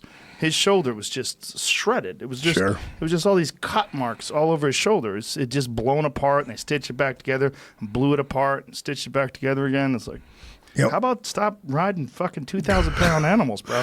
I don't want to fuck with one of those things, man. They're just so crazy coming out of the gate. You can't control that at all. Yeah, no, you can't control that at all. So the guys who had those runs, they're pretty banged up. And the other guys, I've just started, I'm talking to Bart Oates, who is the president of the NFL alumni. And we've been talking about doing something for the guys. And again, when I do shit like that, I just give it to them, just to help them. And I've talked to a few of the players. I got a few guys, loving it. And so it's just, again, helping them because there's, those guys are all weightlifting, running. Right. We can't do either now. Right. Because you're so beat up. So, it was funny when we watched I'm sure you watched the Super Bowl when they had the 50th anniversary a couple of years back. And all the MVPs who came out there, it was brutal to watch how beat up they are. Yeah. The only guy, of course, Jerry Rice, looks like he could still play, because that son of a bitch is the greatest. He's just a freak and super athlete, and somehow, I don't know, with all the crazy shots he's been hit with, that he has survived. But there's certain people, I always say they can eat plastic. Yeah. Like they can do anything. Yeah. And, you said Herschel Walker before Perfect that. example. Perfect example. Still wants to fight. Bad. He was fighting in Strikeforce when he was 48 years old. I and watched he was it, built yeah. like a fucking 20-year-old freak of nature, fully shredded. And then, you really have to stop and think. If that guy did fight when he was in his 20s instead of in his 40s, late 40s, right, he could have been a world champion. And I'm not bullshitting. He's that kind of a freak athlete. Yeah, he one of my claim to fame with him was his last big run for Dallas. He caught the ball and ran 67 yards into the end zone. This is 1997. And he put the ball between his hands, did the diamond cutter side, and did the bang. But you didn't know because he put the ball in there if it was that or he was doing something else. And one of my friends who had a radio show in Craig, he had it in Arizona. He called me up. He goes, D, I'm having Walker on the show today. He goes, do you want to sit in the wings? I'll ask him if he did the diamond cutter or not. And I just go, dude, I definitely want to hear that. So he put me on the phone in the wings, and I'm waiting there. And he said, so what happened that day? What was that thing you did with the ball? He goes, well, I'm a big WCW fan, and I really like Diamond Dallas Page, and I felt the bang, and I just did it and did the bang and everything. And he goes, well, he's on the air right now with you. He's like, get out of here. And we became buddies out of it. I lost touch with him since then, but great guy. That's hilarious.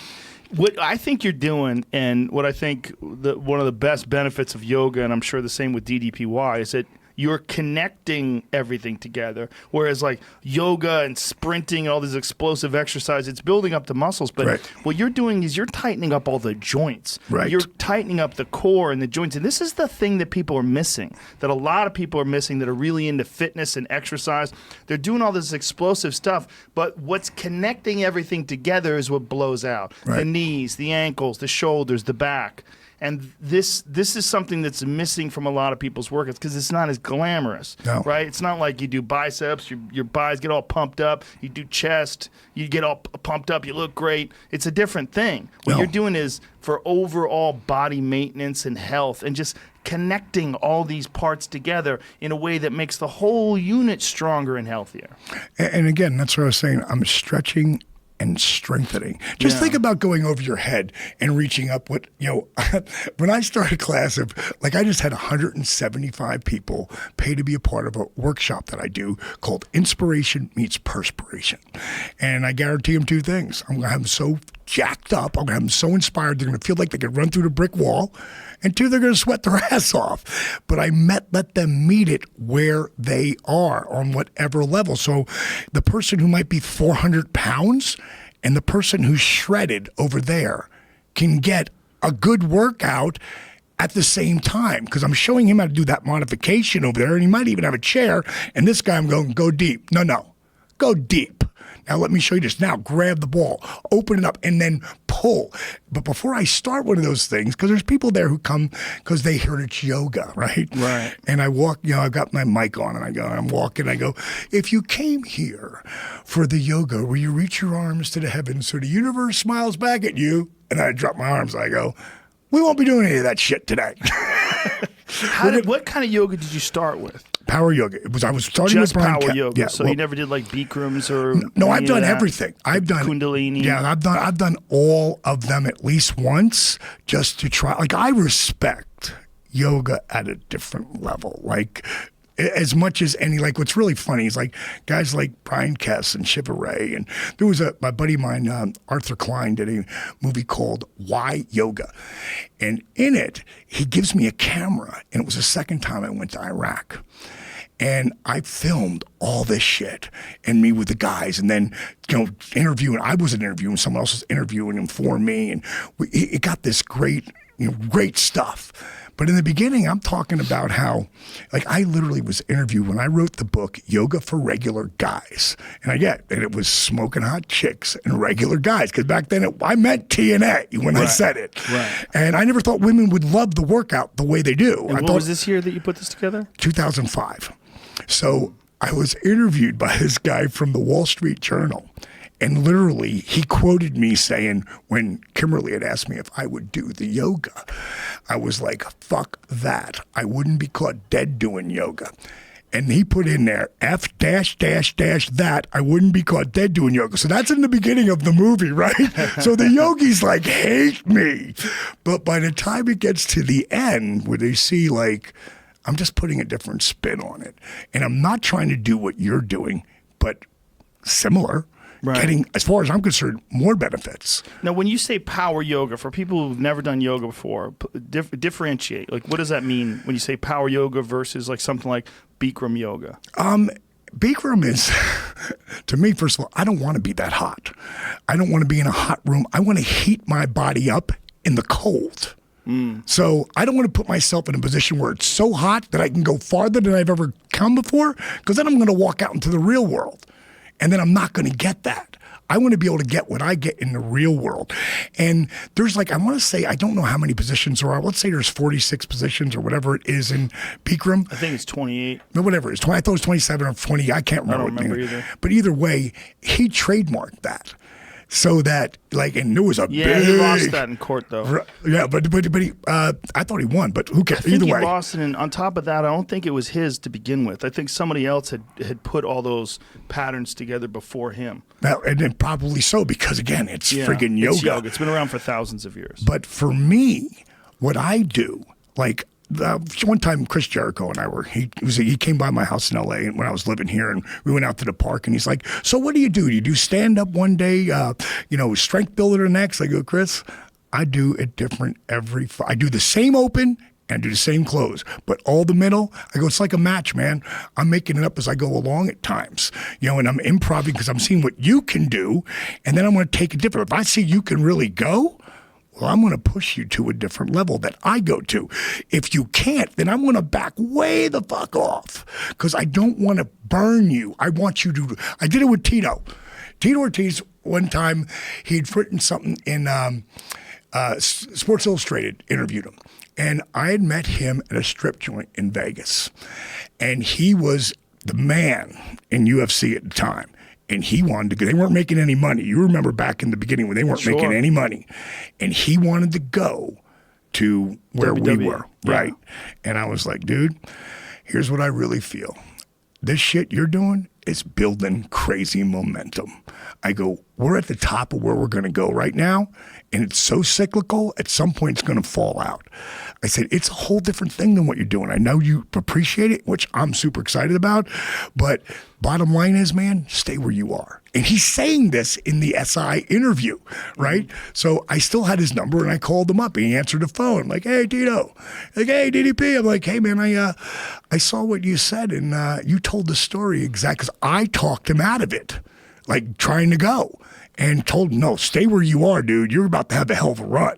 And he put that over. So I said, man, you remembered exactly where the way it went. And he said, yeah. He goes, of course, that's what I'm going to tell. He's fighting again. I heard that. He's fighting next month.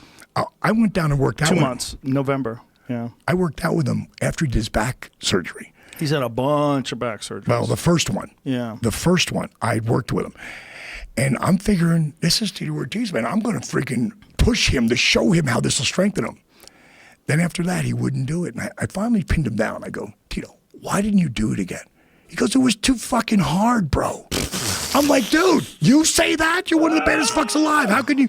And he's like, I just thought it was too. I said, I can make it super easy. And that's where I learned, back the fuck off, meaning me, bring it where they meet it, and let me show you how we can help. Like Cain Velasquez, he was just down in the Performance Center down in WWE, and I'm training the guys down there, and I go down for like a week at a time. I heard he's thinking about going into pro wrestling after his career's over. Well, I'll tell you what, man. He's another guy who's had a shitload of back surgeries, and shoulder surgeries, knee surgeries, and he, could draw huge money. Yeah, I mean, he really could. I'm sure. Such a natural, as you can imagine. And he's a giant Mexican. Yeah.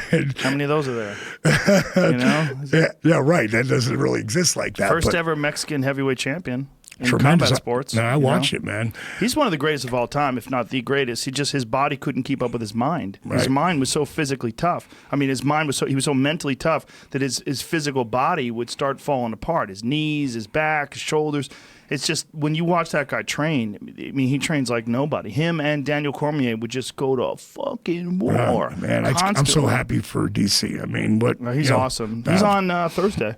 No, he's here Thursday. Oh, he is. Please tell. We've never met, but I know he loves what we do, and he and I are I just love him. The fights in Dallas this weekend. Oh, great! Yeah, there's UFC welterweight championships in Dallas this weekend. Awesome. I forgot what I was going to say before you said Cormier. Tito Ortiz, it was too difficult for him. That's when you learn to back the fuck off. And that Cain Velasquez. Okay, Cain, man, wow, you're good. You should do this. You should have a show. It's crazy. You do. Tell you how much pot I smoke. So when I was down there, I did 6 workouts in 5 days. 6 workouts, 2 double sessions, and a single session every day. Cain made 4 of them, and then. We changed numbers, and I sent him my program. I sent him Matt's heart monitor, and I don't know if he's doing it. I haven't checked back in with him. It would help him tremendously. It really would. Because that guy's whole issue has been really his back. I mean, there's other injuries, the shoulders and the knees and stuff like that, but they can fix those better than they can fix your back. Right. The back is. I know if he's once doing they it. lose those discs, you know. And I told him, like I told you, I said, if you can get out to Atlanta, like I'll personally work with you. It costs you this. I just want you to have the results because, like Arthur, the results will speak for themselves. You know. Right. Yeah. No. I mean, I'm a believer, 100%. And I just can't say enough how impressed I am with that video with Arthur. That is one of the most impressive transformation videos I think I've ever seen online, and that's saying a lot. Yeah. It's what I found on the internet. There's few things that they really share. Like when Steve first did that video, I looked at it and I went, man, you don't have, back then it was still, we were just branding it DDP Yoga. You don't have ddpyoga.com on it though, bro. He goes, I read a book, and in the book, remember, this is 2011. And he said, I read a book that talked about if you want something to go viral, it can't be an advertising ad. It has to be, unless it's super funny, then that's different. He said, but if you want to, there's two things we can do here. We can make it an ad or we can inspire people. He goes, what do you want to do? I said, let's inspire people. So then I watched it again, right?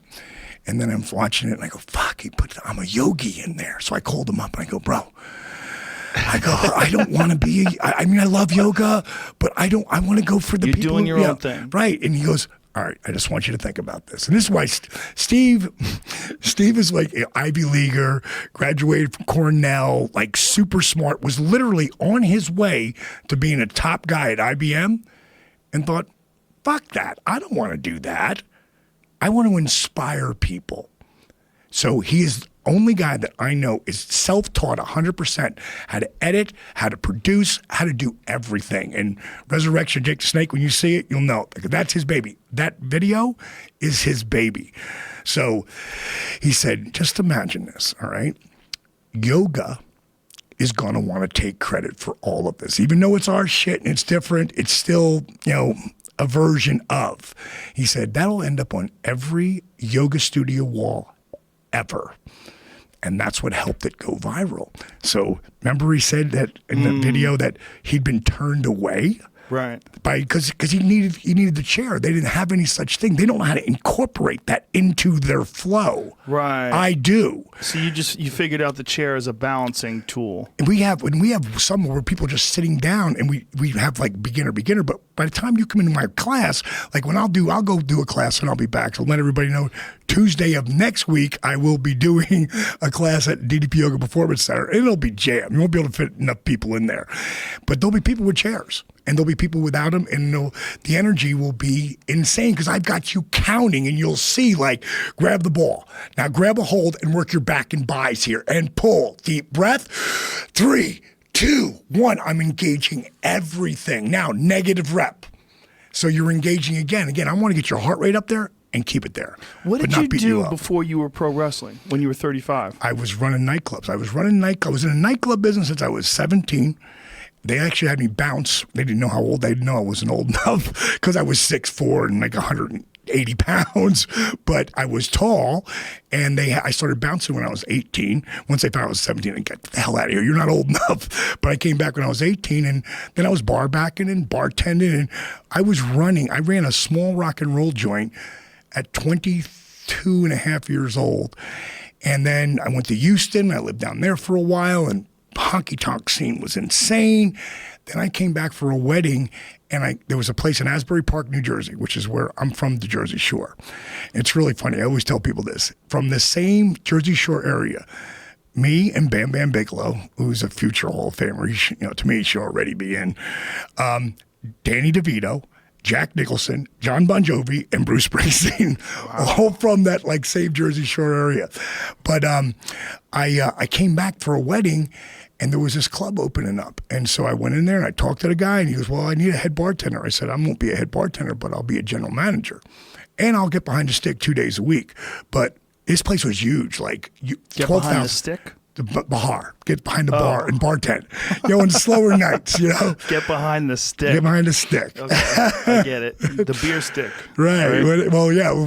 Our place was huge. It was we had rock and roll, and disco. First time Bruce Springsteen ever sang Dancing in the Dark was got up with a band called Bystander and sang with them. Because, Bruce is down 1 block away was the Stone Pony, where I watched him probably 18 Sundays in a row play with a band called Cats on a Smooth Surface. Wow. You just jump up and start playing, And now, how'd you go to pro wrestling?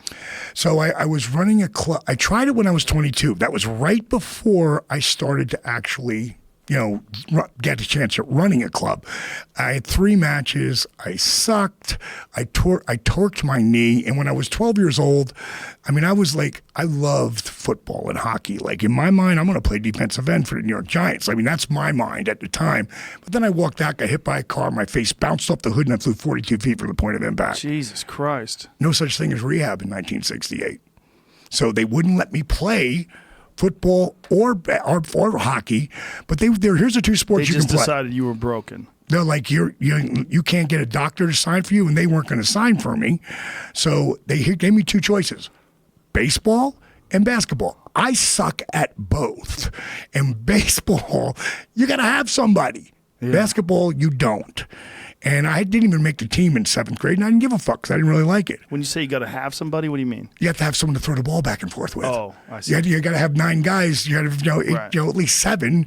They play with another 7 or whatever. Right. 9 is what you want, of course, but whatever you can do to make it work. For basketball, you just need 1. You need a ball and a hoop. That's it.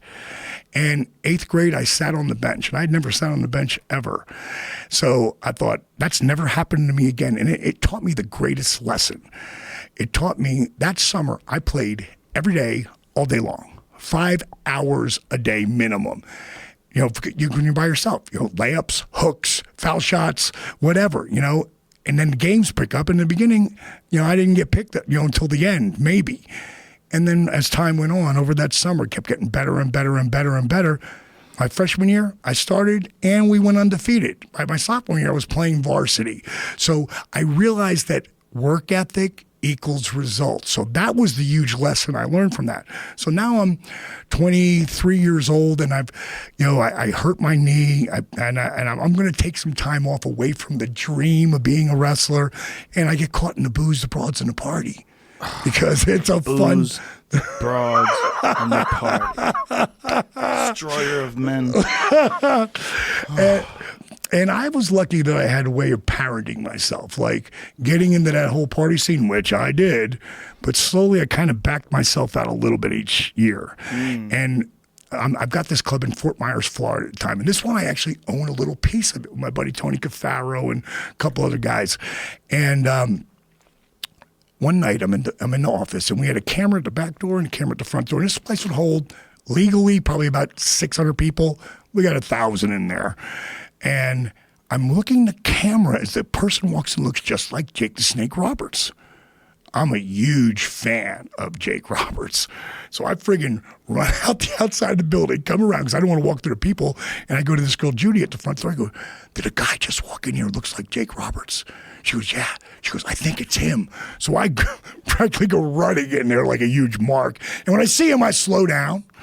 You don't want to over fanboy. Don't want to over fanboy. Take a breath. So well, he's up at the bar. I'm like, hey, you Jake Snake Roberts. Who wants to know? I said, the guy who runs this place. He goes, yeah. I go, what are we drinking? And that's how we started. So it's really crazy that in Resurrection, I help him not drink again. That is amazing. I mean, that happened. And then, of course, I paid for all his drinks. And next thing you know, Ted DiBiase's there, Bushwhackers are there, like all the guys from the 80s. If you wrestled in Tampa, then you had to go to Miami.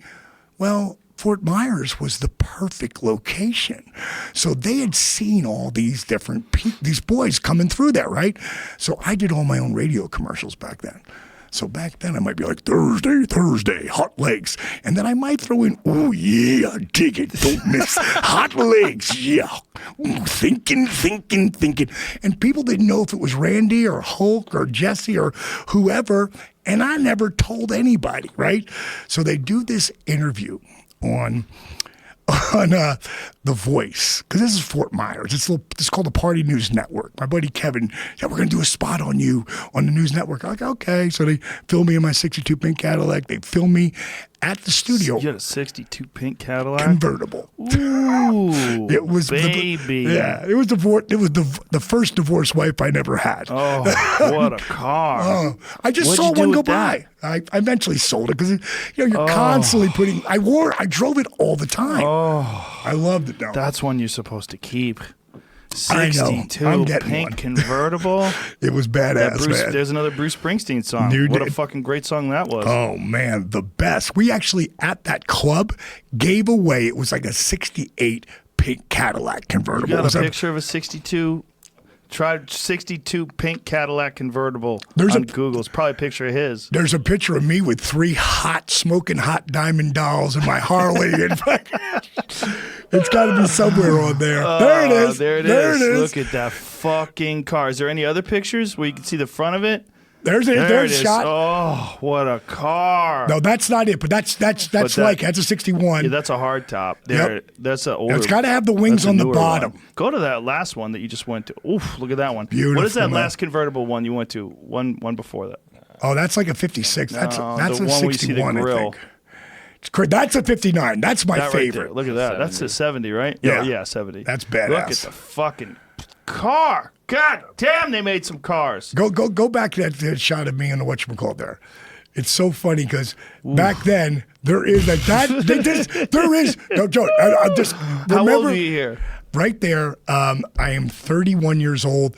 That is, if you guys want to read a really great, like super detailed, like insanely long, it's called A Letter to My Younger Self. It's the Player's Tribune. And so when we're writing this, Joe, it's so fucking long. I'm like, well, let me cut back on some of it. They're like, no, we need more detail. And then it goes to 9,000 words. And then they want more detail. Look Then at it goes, you, dude. look at that hair. Now Damn, that's a head of that's hair. a lot. That's a 1980s head of hair if I ever saw one. Holy shit. Look at the cops looking at you from behind. Like, what the fuck is this guy doing? I'm a manager then. So let me give you the backstory into this. So back up. That's the money picture right there. Little cutie face. How old were you there? Like 8, 9? I don't know. Fucking, he was trouble. That son of a bitch was major trouble. So let me go back to where friggin'. So I do this radio spot. And when they're doing it, not radio, this TV, when I do the radio spot, Yeah. they're filming me in my car and doing a radio spot. I'm wearing a WrestleMania t-shirt. And I know because I have this footage still. And I put it up on my Motivational Mondays for my very first one, a power of what's possible. And then they film me at my office, all right? Now let me just digress. The week before, I'm going around at night and I'm grabbing the drawers, like the money drawers. And I'm watching video that's up on Girls Just Want to Have Fun. Remember that?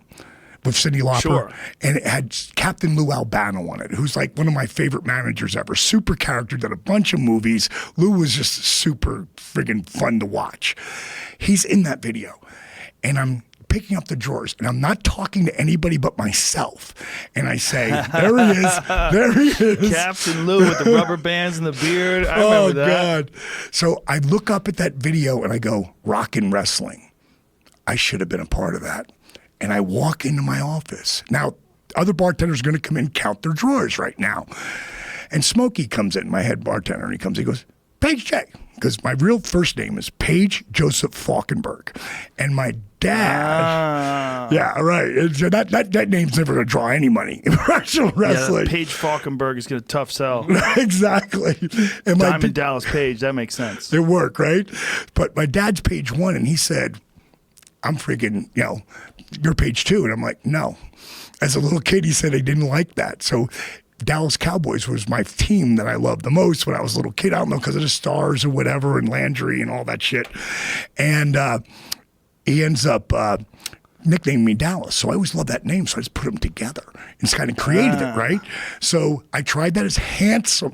So bottom line is Smokey comes in the back and he goes, Paige J. He goes, what do you mean Rockin' Wrestling? You should have been a part of that. And I said, well, I tried it when I was a kid. He goes, you did?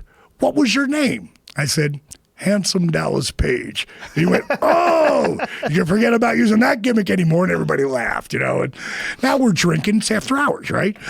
So I can't get it out of my head, Joe. And I just start scribbling. And I write Diamond Dallas Page. And I said, you know. Where'd you get the diamond? I just figured my birthday, April, and it just kind of flowed. April's a diamond month? April's diamond. Yeah, April 5th is a diamond. And I love Classy Freddie Blassie, and I love the way that name flowed. Classy Freddie Blassie. I thought, Diamond Dallas Page, it kind of flows. I go, what about if my name was, I'm too old to be a wrestler. Now, remember, I tried when I was 22 or 20, I was 23, 22. And now I'm 31. So you thinking you were going to be a manager or something? I'm going to be a manager. Jimmy Hart's a manager. I could be Diamond Dallas Page. Jimmy Hart, you know, has got the Hart Foundation. I could have the Diamond Exchange. Whoa, drink, shot, clink, shot. clink. You know? So now we're getting pretty fucked up. And, and at some point, I say, you know, there's not a lot of really good-looking women in wrestling today. I go, Miss Elizabeth's beautiful, but she's girl next door beautiful. What if I had a whole stable of ladies and I called them Diamond Dolls and they were stripper hot? Everyone's like, oh, that'll be a stretch. Whoa, shot, drink. And so the end of the night comes around, and I'm like, Diamond Dolls Page, the Diamond Exchange, the Diamond Dolls. I go, man, that's fucking B-A-double-D bad. And I went, did I just make that up or did I steal that from somebody? And I just wrote it down. A week later, here I am with the Party News Network, and they're interviewing me. And at some point they say, so where does the voice come from? Now, Joe, if there's not a pair of white sunglasses there at the time, I don't know if I'd do it. But they're sitting right there next to that shit. So I grab them and I put them on, and I Were say, they your sunglasses? Yeah, they were my sunglasses. You know, to wrap around. I mean, if they weren't there, I don't know if I say that. I don't know if I go into character. Right. But because I could put a mask on. Oh. I go, the voice comes from Diamond Dallas. Give me some volume. Give me some volume on this. When the Iceman puts you in the deep freeze, it's lights out. Now, ladies, I wasn't talking to you. I was talking to the ladies on TV. Now, ladies, you must be getting back to the limo. Get back to the limo now, ladies. Oh, my the God. Jewels. Get over here, Daddy. They're right out of a Whitesnake video. Exactly. You conducting this interview? You kind of now get with the Get a little program. hot in here. Get with the program here. Like I was saying, when the Iceman puts you in the deep freeze, it's lights out. Pay attention, Mr. Bernstein. Well, let's bring out. Oh, my God. This is fucking classic. You got a Motley Crue t-shirt on with Yes. no neck? Yes. Look at this guy. Rock Hard Rick.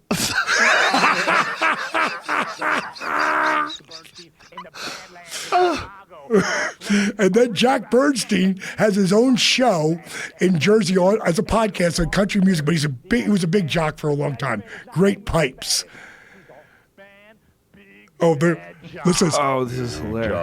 I catch the man. He's peeling down the walls of my mind with his bare hands. He was looking for rough cut diamonds, don't you know? As a matter of fact, one time one of my diamond mines collapsed. Collapsed. We had to bring in cranes. We had to bring in trains. We even brought in planes because we were afraid at the bottom of that mine lay this big man. Big John. Bad John. That's right, Jack. We're bringing out. Oh, my God. This is fucking classic. What year is all this Now, happening? that's the beginning of where we started. Oh, wait. Look at this girl. The Diamond Dallas Satin Exchange Oh, here. my You know goodness. what I'm saying? You know what I'm talking about? This man is loved by women all over the world. They love to cuddle him. He is the Ted E. Bear. If you wouldn't mind take off that jacket there, Teddy Bear. Show the fans what you got. Show them what you got here. Oh, boy. Teddy Oh, V is my going to be God. so excited He being is on an Joe Rogan's show. unbelievable specimen, an unbelievable God. man here. This ain't no normal midget wrestler. This is the next king of the world. You know what I'm talking about, Daddy? Oh, my That's God. an awesome wrestler there, Diamond Dallas. And those ladies, unbelievable. They can't keep their hands off him. They just Listen. Listen what Teddy does. Teddy Bear, do you have anything to add to this? Just remember, Daddy, don't feed the animals. Oh, my God. So, Oh, my God. all right, now, What year is all this? this is 1987. Oh, my God. I'm fresh out of high school. That's 2 years out of high school for me. So what happened was, I do this promo where they're doing this show. Like, we just went ahead of it. Okay, so I'm doing the Party News Network, and they say, where does the voice come from? I look down, and I always say, just don't think it, ink it, like write it down. It's right in front of me. This is your spot. I grab those sunglasses, I put them on, and I go, the voice comes from Diamond Dallas Page, Daddy. I was born to be a professional wrestling manager. It's big, it's bad, it's Norma Jean's voice. I took them off, and I kept talking. A radio jock who was a great fighter, his name was Smitty, and Smitty sees this. So this is like a week later, right? I get a phone call from the girl in the front desk. She says, Paige, there's someone to call for Diamond Dallas Page. I pick up the phone and I go, fuck you, Smokey, and I hang up the phone, right? Because I think it's Smokey ripping me, right? He calls back, she goes, it's not Smokey. His name's Smitty. He's got a radio show. He wants to talk to you. I go, hello? He's like, yeah, we want to bring you on the show. He goes, I'm a boxer who has his own show about boxing, but I want to start doing wrestling. He goes, I want to have you on the show. I go, bro, I don't really do it. I was just making that shit up, And he's like, who cares? It's radio. And I'm like, man, I don't know. He goes, I'm going to have Captain Lou Albano on. Like, what's the odds of that? I'm going to have Captain Lou Albano on the show. I want you to be my co-host. I go, do I get to talk to Captain Lou? He's like, absolutely. I go, I'm in. So I do that show, and I do another one with Sergeant Slaughter. And he says to me, you got to do something with this Diamond Dallas Page thing. You're a natural. I go, Smitty, do what? I don't know what the fuck to do. I mean, it's just something in my head. And he says, I got this friend of mine named Rob Russin, who's a boxing promoter who now is working for the AWA up in Minnesota. I'll give you his address. Send him a tape or something. So I think about it, and I write those storylines for those guys. And then I make that tape, and I send it to the AWA. No bullshit, Joe. 2 weeks later, I get a phone call. Hey, is this Diamond Dallas Page? And I'm like, yeah, this is Rob Russin from the AWA. We've seen your tape. We want to bring you and your boys in for a tryout. He goes, but we've got one question. We've shown the tape around, and everybody kind of likes your stick. It's fresh. It's got energy. He said, but no one's ever heard of you. Where are you guys working? Well, Rob, we got one problem. None of those guys can wrestle. He's like, what? He goes, why would you send us a tape? I go, it's like a secret society. Like, no one can figure out how to fucking get in. So, while they're training, I could, manage. And I'm like, don't call us, we'll call you. And 2 weeks later, God just aligned this for me for some reason, just to be where I am today. But Paul Heyman, who's one of the biggest stars as, a character on WWE television, was called Paulie Dangerously at the time. He left the AWA, went to the NWA, which was going to get bought by Ted Turner, left a huge spot open for a young guy that could talk. They brought me in. All those clothes you saw me in, I was wearing that shit in Fort Myers, Florida. And I said to my buddy Kurt Church, who was my head bouncer at the time, head of the floor, and when this was starting to happen, I go, dude, can you imagine if I ever have a reason to dress like this? And if anything, I got way more tapered down, I wasn't living the gimmick. But, man, it was the beginning of everything. And then Dusty Rhodes had come into Florida for Florida Championship Wrestling, and Dusty took me under his wing, man, and he gave me every break that ever meant anything to my career early on. That's why it was so important for me to be there for Cody, because I'm not getting choked up just thinking about it. Without Dusty Rhodes, there is no Diamond Dallas Page. He gave me every break I ever had. And for me to watch his son do what they did last weekend. Do you remember your first match? My first match was a tag match. So let me go. Okay. So I'm managing now, okay? 3.5 years. And then I finally get the call because Dusty, who went to WWE, and he did this polka dotted gimmick with him, he came back to run the WCW. And, he's NWA World Champion. He's like one of the smartest guys ever in our business. And I developed a relationship that was super tight with him when we were in Florida. But it was his wife, Michelle, who really kept it going when he wasn't. Because when I'd call up just to check in with Dusty once in a while, she'd say, don't worry, Dallas. Dusty will call you back. And knowing how bad he is at calling someone back, I know that's why I thank Michelle in my Hall of Fame speech, because I know without her, I don't know if it ever would have kept going the way it did. But Dusty, he brought me in and I managed the Freebirds, Michael P.S. Hayes and Jimmy Jam Garvin, which was such an education, such a good time. Michael's still one of my best friends today.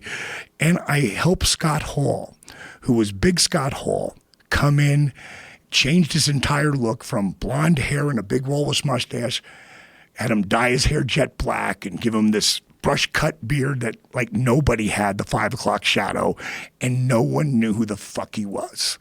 And I brought him in, and what is happening, as you see all the crazy clothes I wore, well, 5 months in, Magnum TA, who's Dusty's right-hand man, comes up to me and he's like, listen, D, we're going to keep you at the color commentator spot, 'cause I'm also doing color commentating with Eric Bischoff, who would later run the company.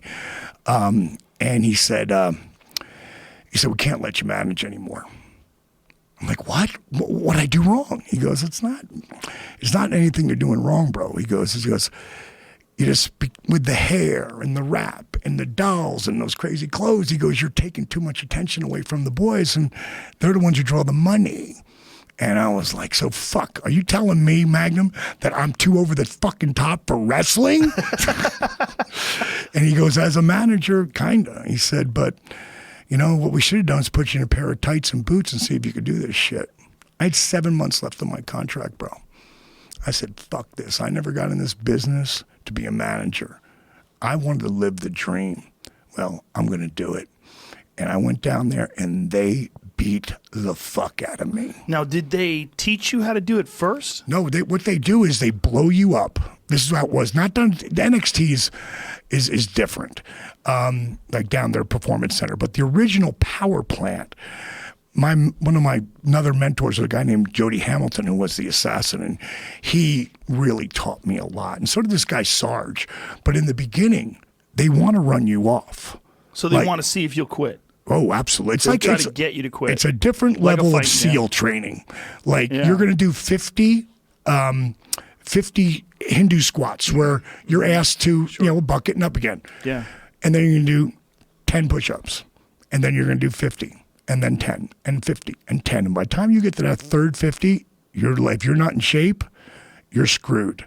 Because we're going to 500. Yeah, Hindu squats are a big thing amongst wrestlers, right? Yep. It's a great way to get in shape, but it really wears on your knees. Like boom, boom, boom. But it's really good for your knees. No. Hindu squats aren't? Not for you. Not if you've got bad, on your way to bad knees. If you've got great knees, but it's like anything. There's only so many bumps you're allowed in life. The Miz was on Fear Factor back in the day. And to this day, I say he's the fittest guy that was ever on the show. That fucking kid is a stud. He is a stud. He did this stunt in cold water where you had to dive into this cold water, hold your breath, and complete this stunt. And he was in it for more than 2 minutes, holding his breath in cold water. Now, if you know anything about cold water, that is unbelievably impressive. Plus, very grueling physical activity. It's not that he was just in cold water holding his breath for 2 minutes, which is impressive enough as it is. Right. But he was swimming around and pulling off all the, he blew everybody out of the water. And he told me he did a shitload of those. He was doing 500 a day. Oh, yeah. 500 Hindu squats a day. Kid, though. A kid. And that's why he was in that kind of shape. Let me give you a super nice guy, too. Tremendous. I love the Miz. I think he's going to be a huge superstar. He's already a huge superstar in wrestling, but I think he's going to be a huge superstar in the acting world, too. Yeah, he could easily transcend. So let me tell you the first time I meet him. I'm here in L.A. I'm living in Playa Vista before that all that shit blew up there, right? I'm living there. It's I want to say it's 2004 because I wrestled until I was 46. Then I took off 2.5 years, came here, did the whole acting thing and put my dues and put the work in. Now I want to go back and I want to show people what I can do with my DDPY program at 49. So I call up a buddy of mine named Rick Bassman, and he's got the UPW at the time, and he's got the own area, kind of like the power plant was, and the kids are training there and whatever. I said, do me a favor, send me over one of your boys and let him come by and get me, and I'll do what I want to do, and then I'll work with him a little bit. And so he sends me Mike the Miz. And just the sweetest kid. And we have a great talk on the way over there. And, I get done doing all my shit, and then I say, okay, what do you want to learn? He's like, you're going to work with me? I'm like, hell yeah, I'm going to work with you. You got great attitude, dude. Of course I'm going to work with you. And we worked, and now he's taking me home, and he tells me about how was a Real World. He's like the original Real World guy. Yeah. So he's like, I said, man, you've got that piece. Like, people already know you. That's really worth something. It'll really come back to help you later as you're going through this. So we get all the way back to my place. And I'm like, you want to come in for a beer? He's like, oh, absolutely. So he comes in, and who's on the porch but Stone Cold Steve Austin, who I lived with at the time, and Kevin Nash are there. So he's like, whoa, what the fuck? Wow. And I was just at WrestleMania, 2 years ago, and it was when I was inducted in the Hall of Fame, and Miz was back doing one of his things. Now he's got the reality show with his wife, which is super funny. And there's times where I'm like, this is really real, because reality show, there's no such thing as real life in reality show shit, but there's a lot of their stuff you can tell that they're like shooting on, because they want like the real deal. But he told that story. Like, he was backstage with one of his suits on and his wife there. He goes, "Holy, come here, DDP, come here. Let's talk about the story when we first met." And I just knew that kid, like, he's hit a couple of roadblocks along the way that he could have quit. He could have walked away from it. He could have not. But he had such a belief in himself. I always tell people, never underestimate the power you give yourself by believing in you. And that's who The Miz is. And I think he's going to be a huge, I love the fact we get a whole different slant now because of the man, The Rock, the biggest star in the world, is one of us. And did you see Blockers with Cena? No. Oh, dude, watch it. It's one of the funniest movies I've ever seen. And I was flying home. I'm telling my wife, you got to watch this movie. It's hysterical. She's sitting next to me, and I'm not even I can't hear it because I've already seen it. She's laughing so hard, but I'm laughing because I'm watching it, and I know what they're saying or an idea of it. But when you got visual comedy, which when you don't hear the words, and you're watching like Buster Keaton and you're laughing, that's really good shit. And it's super funny, and Cena killed it. So, he's a super A-list actor now. He just did a Ferdinand movie, and he's on fire. I last time I saw him at the show, I just pulled him over for a second. Because I don't really know him that well, but I wanted him to know that I was so proud of him, not for what he's done as an actor, even though I'm super proud of him on that level, but how he carried the company on his back for over a decade and still did so much work for charity. Man, it was mind-boggling. Like, no one has done more along that whole Make-A-Wish thing than Cena has. But when I did you see him when he hosted the ESPYs? No. Dude, you're a comedian. You know how hard that shit is. He is not a stand-up comedian, but he was friggin' amazing. Well, he's been acting for so long now. He's so loose. And, this is the thing about being behind the mic on the WWE as well. Just being able to do that in front of all those people and perform like that. Absolutely. That's its own level of, like, sometimes 20-minute promos are doing. The Rock confuses me in, like, how much energy he has. Like, I don't know how the fuck he can do all the things he does. Yeah. He's always doing something. Like, I go to his Instagram page all the time just to feel like a lazy fuck. I'm not kidding, man. He flies into China. It's 4 a.m. He's lifting weights. Like, what the fuck, man? The hardest working cat I have on the ever planet. seen. Maybe on seen. the planet. Yeah, he's always doing something. Yeah. He just sandwiches everything together. I don't know how the fuck he does it. Yeah, I'll tell you, Jericho is. I put like guys like who have the most insane work ethic. Like right now, Rock is way past everybody. He's past anyone I've ever seen. Me too. And I'll just occasionally put just a tweet out just says, "Hey, dude, keep up the great work. You're blowing my mind." He's one of those guys where I go, how long can the human body keep like going that? like this? Because Right. he's only sleeping 4 hours a night. I think he's kind of like my buddy Steve U. They don't need to sleep. They just keep going. Jericho's the same way. Jericho, when he's not wrestling, he's singing. When he's not doing that, he's doing his podcast. When he's not doing that, he's doing this, or he's doing that, or he's doing this, or he's doing that.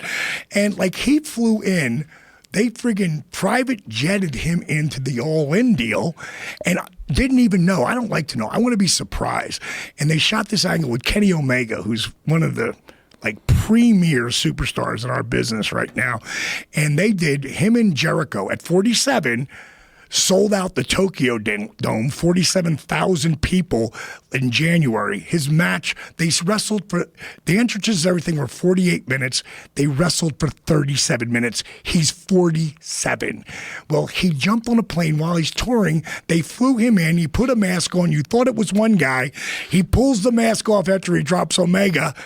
And bada boom, it's Jericho. The place goes batshit crazy. He gets out, grabs his deal, hops on a plane, and flies where he's supposed to play at 12 o'clock that night. That's Jericho. No, and the other guy is Batista. So Batista, between Galaxy, right. I mean, here's 4 guys that are like red hot as actors, and they're all the boys. He's fantastic in Guardians of the Galaxy. Oh my God, he's phenomenal. He's so good at being like self-deprecating and dorky. I mean, he plays like a goof so well. And he's such a cool dude, man. If Tony Hinchcliffe was here right now, he would be jizzing in his pants. He really wouldn't be able to hold it together. I'll have to turn him to this. Now, what's interesting is that this group, I mean, Hulk Hogan was probably one of the first big guys to transcend into movies, yes, right? Yes. But he got turned off by Hollywood. He had apparently got a couple of dick grabbers.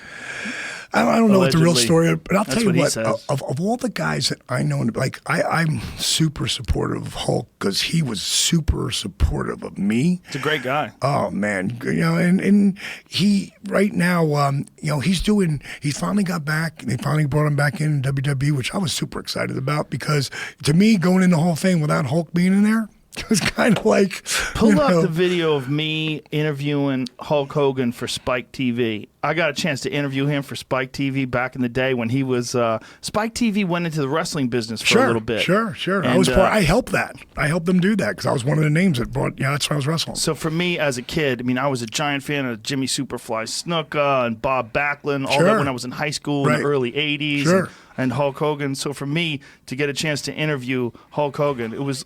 Look at this.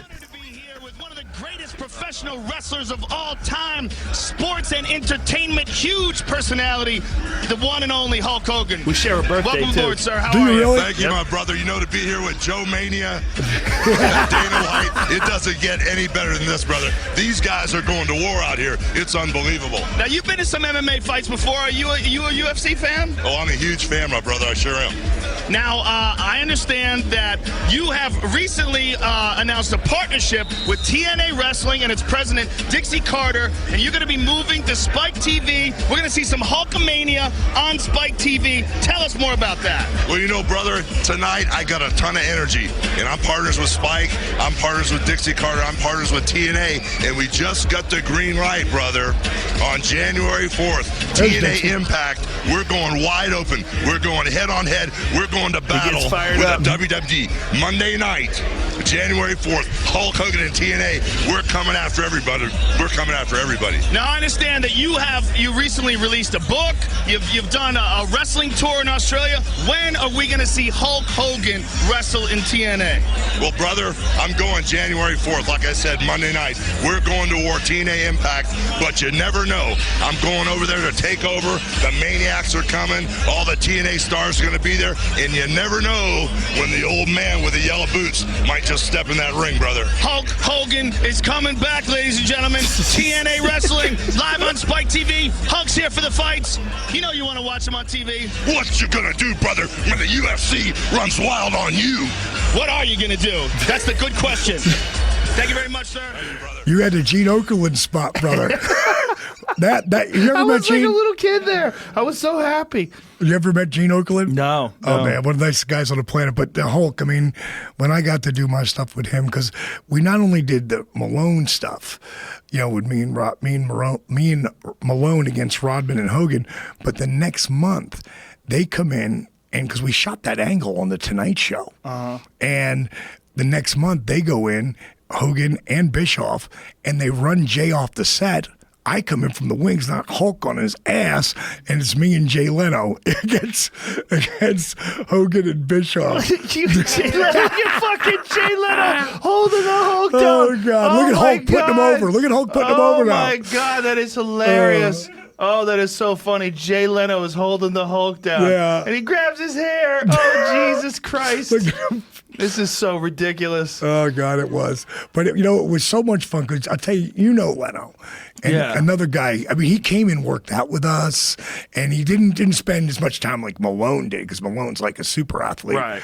But, I don't even think Jay works out at all. No. He just turns wrenches. Well, got to learn, got to learn how to move around a little bit. And, we just worked around. And Hulk was never that guy to lay stuff out. Like today, a lot of this stuff is laid out. Back then it was like you called as you go. And so I was a guy who actually did that. I could lay everything out. And that's how I like to know where we're going.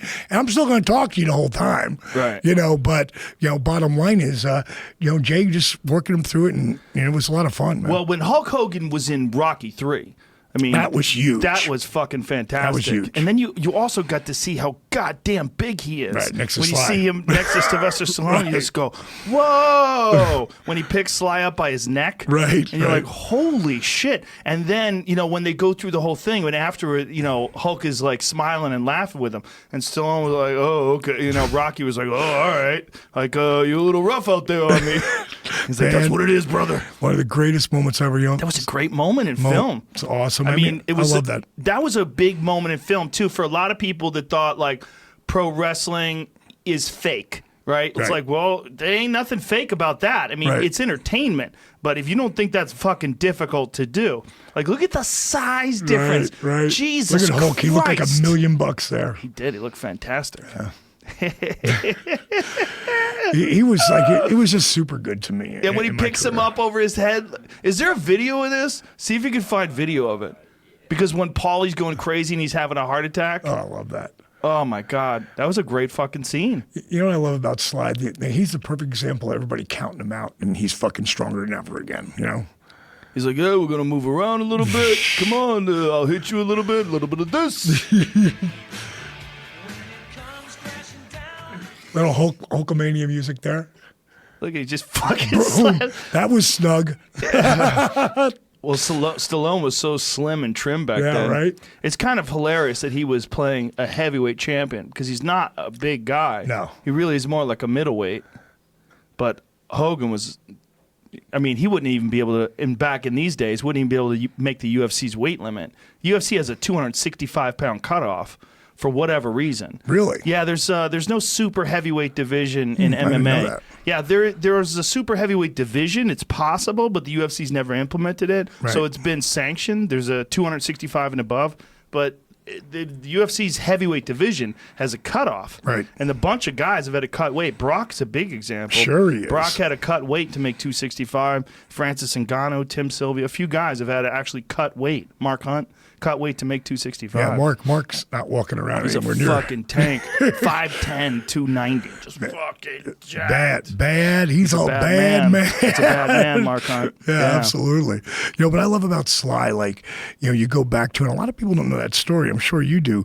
How he wrote that script of Rocky and would not sell it. And when you get off They wanted like Ryan O'Neal to play Rocky or someone, or Paul Newman. I forget who it was. I feel like it was Ryan O'Neal. They wanted Ryan O'Neal to play Rocky, and he held out. He's like, no, I fucking wrote this. This is me. Your vehicle. And that's the greatest example of being positively unstoppable and owning it. Like Sylvester Stallone, could have written this book or has 100,000 times. And when he's one of my mentors without me knowing him, because I've just watched how he's lived his life, and he's recreated himself so many times. And that's what I'm constantly trying to do. How crazy is it the guy's doing the Expendables as a fucking action star? He's in his 70s. Yeah, crazy. Who the fuck in their 70s is believable in an action role? Because there's guys who've like beat people up in movies like, suspension of disbelief, I'll let it slide. Right. But when you see him doing it, you're like, I kind of believe it. The guy's still jacked. At 72, I think, 73 years old, whatever the fuck he is. Let me give you How old is he now? 72 years Ridiculous. old. That's fucking insane. Let me give you behind the scenes from Stone Cold Steve Austin, who is like, he's a brother to me, like a real one. Like we lived together, we rode together. One of my best friends, and he's doing the first Expendables, and he's doing, we talk about, I guess he's on the set for about, a couple of weeks by this time, and he says, I'll tell you what, D, and you remember, every top alpha dog is in that first movie, because he grabbed the heavies of the heavies, the guys who had the biggest names. And Austin said, in a world of alpha dogs, there is one number one guy, and his name is Sylvester Stallone. And he said when he were doing the Hollywood fight in the back, Stallone was like, come on, bring it, like meant it. He broke his fucking neck in that movie. Broke his neck. Have you seen his neck? Like No. they did an x-ray of his neck. He's got these fucking screws keeping his spine together in his neck. He showed it on, it was either I believe Tonight it. Show or Letterman. But he was on and they showed an x-ray of his neck. He broke his fucking neck doing that movie. Because he's 68 at the time, 69, and he's getting thrown into a wall. Right, and telling Austin, who's a tough son of a bitch, giant tough son of a bitch. to bring it. Yeah. He wants it to be real. I Right. mean, look, he got knocked out by Antonio Tarver in one of those Rocky movies. Right. I mean, I think he was deep into his 60s, and he got fucking knocked out. They're doing the boxing scenes where they're going over things, and Tarver cracked him. I would kill to do a workout with him and show him because no one works out harder than he Look at does. his neck. It's all fucking fused together with God. plates. The Bionic Man. Look at that. That's fucking crazy. So he's got 3 discs fused together. He might be the toughest guy, pound for pound, age for age, alive. What's that? 4 months ago. This is him 4 months Oh ago. my God. Who's the other guy? Take your sunglasses off, bro. Who are you? Look how jacked he is. Crazy. 72. Crazy, man. I love the guy, man. I mean, he's you an animal. want to feel good, just sit down and watch a Rocky movie. No, I interviewed him too. He was a super nice guy. Like real, like self-deprecating, loose, laugh. Doesn't take himself seriously Right, at all. right. No ego, just joking around. I love it. Easy to, like somebody heckled out. He's like, "Is that you, Mom?" It was really funny. He's a funny guy. Oh, that's And beautiful. Real nice guy too. Yeah. But listen, man. I don't know what else we could talk about, but I think what you're doing is fucking awesome. I'm super pumped that we finally got together. I would love to do a workout with you for sure. Absolutely. And, well, what about tomorrow? What time tomorrow? How long I'll- are you here? I'm here. I'm leaving on Thursday afternoon, so I have. Let's figure this out after. Okay, after well, the let me show's tell you the over. one But thing I want to do about this. Let me tell you Please. about The book. Positively Unstoppable. When's it come out? The Art of Owning It. It doesn't come out till January, but here's my goal. Okay. I had 2 books before this. I didn't push them to be bestsellers because they weren't really worthy. This is because I know it's going to really help people. And here's the hook that I want to do. Reason why I want people to get it, pre-order it now. And this is what I'm going to give with this. Anyone, and it's up on my site. If you go to ddpyoga.com/positively unstoppable and you order the book there, there'll be an address right there, the DDP Yoga Performance Center, which is 1239 Concord Road, Smyrna, Georgia, 30080. If you send me a self-addressed stamped envelope, we've got these book plates that Random House, it's a Random House book, and they send me these book plates that I'm going to sign. And if you send me that self-addressed stamped envelope with a proof that you purchased the book, that you pre-ordered the book, I'm going to send you my autograph. Well, autograph in the book, when I'm doing a Comic-Con, I'm $40 for a picture, $40 for an autograph, $60 combo. The book costs $24.99. So if you're looking to get a DDP signature, Diamond Dallas Page signature, you got it for the book. I will send it to you. My goal is to make Positively Unstoppable a best-selling book. And I think the only way I'm really going to do it is by pre-order. Because I don't have any machine behind me except for my own shit, you know? Right. And doing this the way, I just want to check one thing. Just let me look for you. And what's the app? How can people find the app? Oh, the app is at ddpyoga.com. Like, it's up on iTunes, Android. And if they're looking for it on iTunes or on the Google Marketplace? But if it's on iTunes or Droid, well, it's going to cost more because, they charge more. They tack on 30%. So you can download the app from your website? You go to Straight to your phone? You go to DiamondDallasPage.com, and you will be able to get the app right there. And right now, I'm doing 20% off. How does that work, though? Don't you have to go to the App Store to put an app on your phone? I'm not really actually sure how the hell that works. You know that, Jamie? I'm not exactly sure how that works.